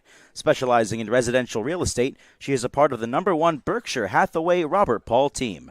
Whether you are looking for your first home, vacation home, or relocating, call Joanne Stevenson, your local Wareham agent, for all your real estate needs. A proud sponsor of the Wareham Gatemen. Top 9 coming up next. It's 3-1 YD. 4 errors from the Gatemen defense has allowed 3 runs on just 3 hits for the Yarmouth-Dennis Red Sox. It's been another pitcher's duel as we're rejoined by my usual partner, Ethan Eibe. Well, that pitcher's duel moniker has been tossed around a lot today for good reason. Yeah, absolutely. It's been a tough game all the way around for Wareham. They've just missed so many opportunities on the offensive side of the ball, and defensively, it just hasn't been there either. But they have seen some clutch pitching performances today, and Jacob Faulkner, coming off of a terrific outing, left a mess from Bryce Gluckman, but he came on and he shut it down. Faulkner hasn't given up a run in his last 5 innings. Finished off the last side for 2/3 of perfect baseball. He collected a strikeout as well. So he looks to continue that trend as he gets the nod here in the top of the 9th against the YD Red Sox. 7-8-9 due up. It's Talmadge LaCroix, the catcher, who's hitless in 3 tries today. First pitch from the right-handed submariner from Princeton. That's ball 1. Well, the Gatemen threatened by possibly losing their first game against YD this year. But at the end of the day, they're just looking to maintain a one-game advantage over the Cotuit Kettleers atop the West Division. There's a cue shot to the right side, off the base of the mitt of Byram Hott, who couldn't find that line drive. So it's a single to start the inning.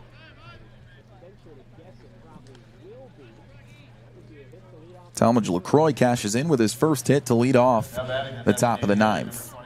So we take a look in at the scores from around the league, and the Kettleers could be closing in. They're now 16-9 after getting a win at home versus Orleans today. Game that Orleans was leading in late. Runner on first, and here's Ryan Sprock. That one slapped just foul. Little souvenir for his bullpen buddies, since him as a two-way came out of the bullpen not long ago. Now I wonder what that looks like for Ryan Sprock as a DH today. Got the nod out of the bullpen too as a two-way. The 0-1 runs inside and goes all the way to the backstop. Another 90 feet on a pass ball for LaCroix. Something tells me that there was a cross up there between Gerald and Faulkner, because that was a fastball inside, and Faulkner, or check that, Gerald just didn't look ready to receive that pitch. Yeah, that one just simmered right by him. So Sprock, the DH, out of Elon, digs back in. Walking a single with a strikeout, 1 for 2. He's reached base twice. He's got an insurance run over on second.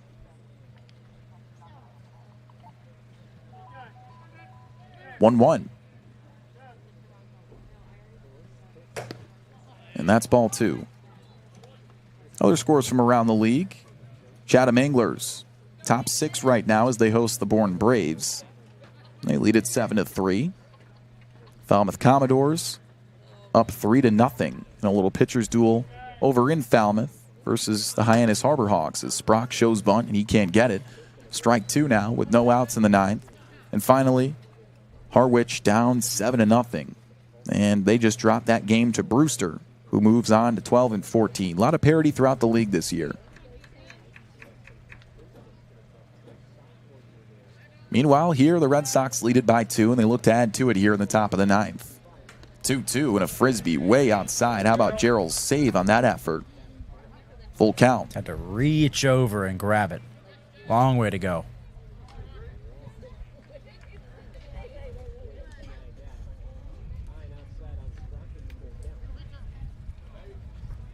Gatemen came into this with 2 consecutive wins. They were also 2-0 against the Red Sox in 2024. They got to get through this inning first. 3-2. Right back to him, and Faulkner looks the runner back to second, tosses to first, and there's 1 away. Would have been reasonable for Faulkner to maybe throw behind the runner there at second base, but I don't blame him there for just shutting it down and getting that sure out at first base. If anything, playing it safe defensively is going to help the Gatemen after allowing 4 errors today. South Carolina, Columbia. So LaCroix stands on second, and it's the 9-hole hitter, Will Tippett. 1 for 2.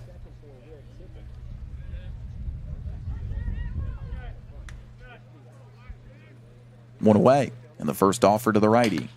Another cue shot back up the middle. Faulkner doesn't get it. It's Byram Hott this time, and the toss is in time. 2 down. Runner moves to third, though, so an insurance run. And a big one at that, as the Red Sox lead it 3-1, stands on third. And it's to the top of the order now. Phoenix Call for his 5th trip to the dish today. Gatemen have Jacob Gerald, Michael Lippi, and Antonio Jimenez due up in the 9th. I imagine we'll see some pinch hitters. First pitch strike.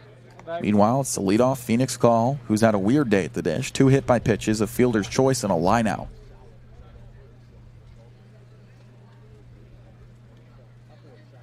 Oh, 1 count with 2 down, top 9.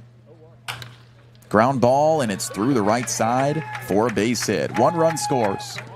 And with 2 down, a clutch insurance coming in off the bat of Phoenix Call. That's huge right there for Phoenix Call. Fourth time he's reached today and just inside out at that pitch with that swing. Found the hole on the right side. Fourth time he's reached, but it's his first hit.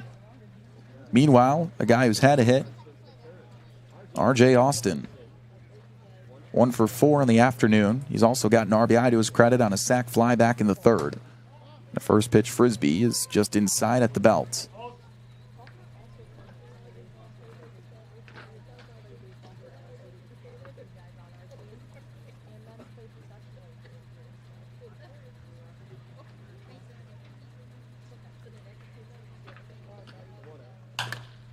Pop fly right field. Chapman says he has a beat on it. Now he's racing over and catches up to it for out number 3. 1 run scores. It was an RBI single from Phoenix Call, and it makes it a 3-run advantage for YD. Time to try and get a save for the YD bullpen. Time to try and walk it off for the Wareham Gatemen, who look to preserve a 3rd straight win against YD. Bottom 9 up next from Spillane and the Gatemen Baseball Network, powered by Cape League TV. I'm Jesse Simmons. And I'm Brendan Summerhill. And this is Catching Up with the Gatemen. All right, so Brendan, junior, Arizona. From Chicago, though. Tell me a little about that. You said we talked about you grew up not far from Wrigley Field. What was that like growing up? Yeah, a mile away from Wrigley. It was special. When the Cubs won in 2016, I really realized how cool it was to be a Cubs fan. Right. The entire north side of the city was partying for a week straight. I was in 7th grade. School got canceled the next day. We all got to go to the parade. It was super fun. It's easy to say that. Did that grow your love for baseball early on, and being able to be a part of that and so close to an MLB team? Absolutely. You know, it's hard not to want to get into baseball, right? It's just, there's something about baseball that there's nothing else like it. Right. Was there an MLB player that you... 108 years, you don't win a World Series. Right. And then they win it, and everyone goes crazy. It was fun. It was super cool. Was there an MLB player that you emulated your swing? You know, you play outfield. We talked about Ellie De La Cruz. You emulate that. Was there a different player growing up that you wanted to be like? I always like to watch YouTube videos of Ken Griffey Jr. He's probably my favorite hitter to ever watch. I wouldn't necessarily say I emulated my swing off his, but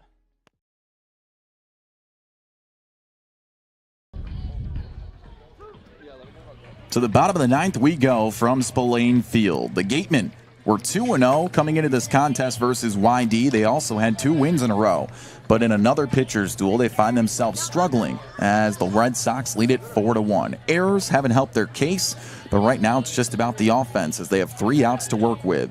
Jacob Jarrell will lead things off as he faces Trevor Moore, who's already threw 1 1/3 innings pitched to his credit, so it's his 3rd individual frame of work as he looks for an extended save for a strong Red Sox bullpen.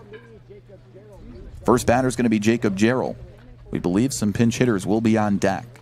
First pitch to the righty out of Clemson, who's 1 for 2 with a double. And Trevor Moore standing statuesque as he awaits the sign.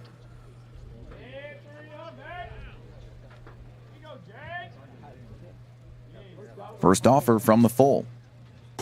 And a curveball's in there for strike 1. On the Gatemen Baseball Network, powered by Cape League TV, I'm Kyle Marchak alongside Ethan Eibe. As Jacob Jarrell looks to spark something. And he has 1 of just 2 extra base hits for the Gatemen today. They've out-hit the Red Sox 5-3. 0-1. And there's strike 2. It's been a day of missed opportunities for the Gatemen. 0 for 11 with runners in scoring position. They have left 9 runners on base today. Doesn't help when you face the best pitching staff in the league. But situationally, the Gatemen just haven't come through. Here's the 0-2. Check swing. Did he go around? No, says the first base umpire Timothy Carey. So it's a 1-2 count to the first hitter here in the bottom of the 9th. It does look like Jace Reinhardt has grabbed a bat in the on-deck circle. So Jace Reinhardt will most likely pinch hit for Michael Lippy. Antonio Jimenez would be due 3rd as the leadoff hitter. He started this game with a triple. Check swing and another curveball low. Still didn't go around, and it levels to a 2-2 count.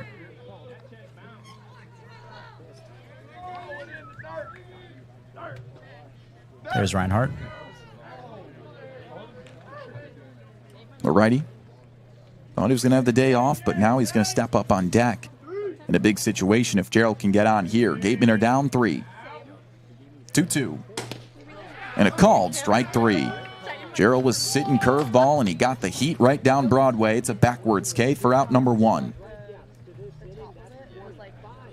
So now they do turn it over to Jace Reinhardt. It'll be his first AB today. Gatemen have struck out 12 times today. Reinhardt, a .259 hitter. He does have a home run and 8 runs batted in 23 games. Reaches base 36.4% of the time. They could use a base runner now.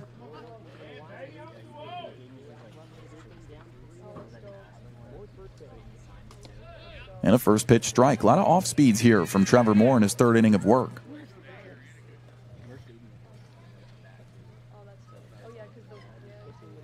No balls, 1 strike, and 1 away.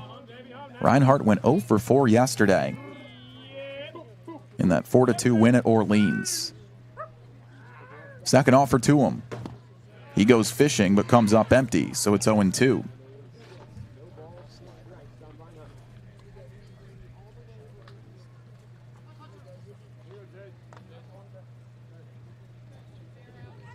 One down, bottom 9.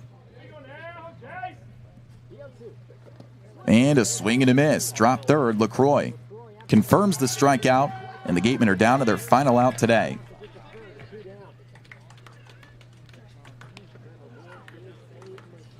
"13 strikeouts now for YD. Then the last chance for the Gatemen, Antonio Jimenez.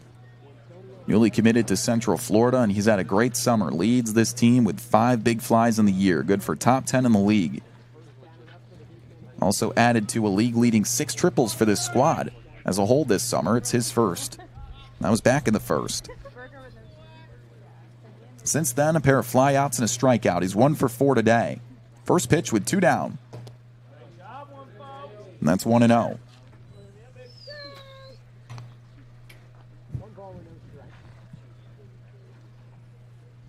Jimenez tripled to start the ball game, and we thought to ourselves, all right, Gatemen right in order for what should be another offensive showing. That was not the case. He was left stranded. It's 1-1. Unfortunately, that was a sign of things to come. 11 runners left stranded so far today. The Gatemen didn't score their first run until the 7th inning. It was Michael Lippy who came through. RBI ground out, but he was just pinch hit for. And 2 strikeouts to start this inning. So a 1-1 pitch to Jimenez. There's a grounder back up the middle. It's a kick save and a butte by the pitcher. Toss over to first in time, and Trevor Moore gets the extended save. The final score 4-1. It was all YD from the get-go. The defense from the Wareham Gatemen really helped YD's cause. Just an uncharacteristic game from Wareham today, Ethan. Yeah, said it before, I'll say it again. A game of missed opportunities. You can't win a game if you're not going to hit with runners in scoring position. They left too many guys on today. And, of course, the defense didn't do them any favors. That crucial 2nd inning as well. A couple of errors resulted in some Red Sox runs, and it didn't get much better from there. Yeah, it was a single and a fly out, a throwing error on another sac fly following that at-bat. So 2 runs were plated in the 2nd, 1 run in the 3rd. In a similar situation, they just got runners on with no hits in the inning, and then they brought him over with another sac fly.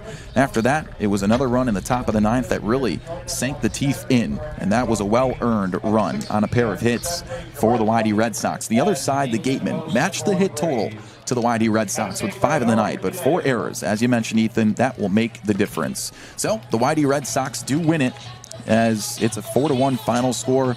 We'll see how they can reset tomorrow. Yes, the off day, probably a well-timed off day as well. They'll be back at it at Katuitt a couple of days from now. And not to mention, Kyle, the Gatemen have now lost 4 consecutive home games. They were 8-2 up until about a week ago here at home. Now they're 8-6, so go figure. At the helm of a place that's been kind to them in the first half of the season, now they are squandering. But they still sit atop the West Division, but Katuitt, after winning tonight, is just a half game behind them. So we'll see what they have to offer as they get another well-earned rest day tomorrow. We'll see you guys at Katuitt 2 days from now, but make sure to check out the post-game show on YouTube. But for now, for our production team, Joseph Patrick Henry and Allison DeWitt, our third member of the broadcast team, Madison Walker, and of course my broadcast partner, Ethan Eibe, I'm Kyle Marchak saying so long from Spillane Field, where the final score is 4-1 on the Gatemen Baseball Network, powered by Cape League TV.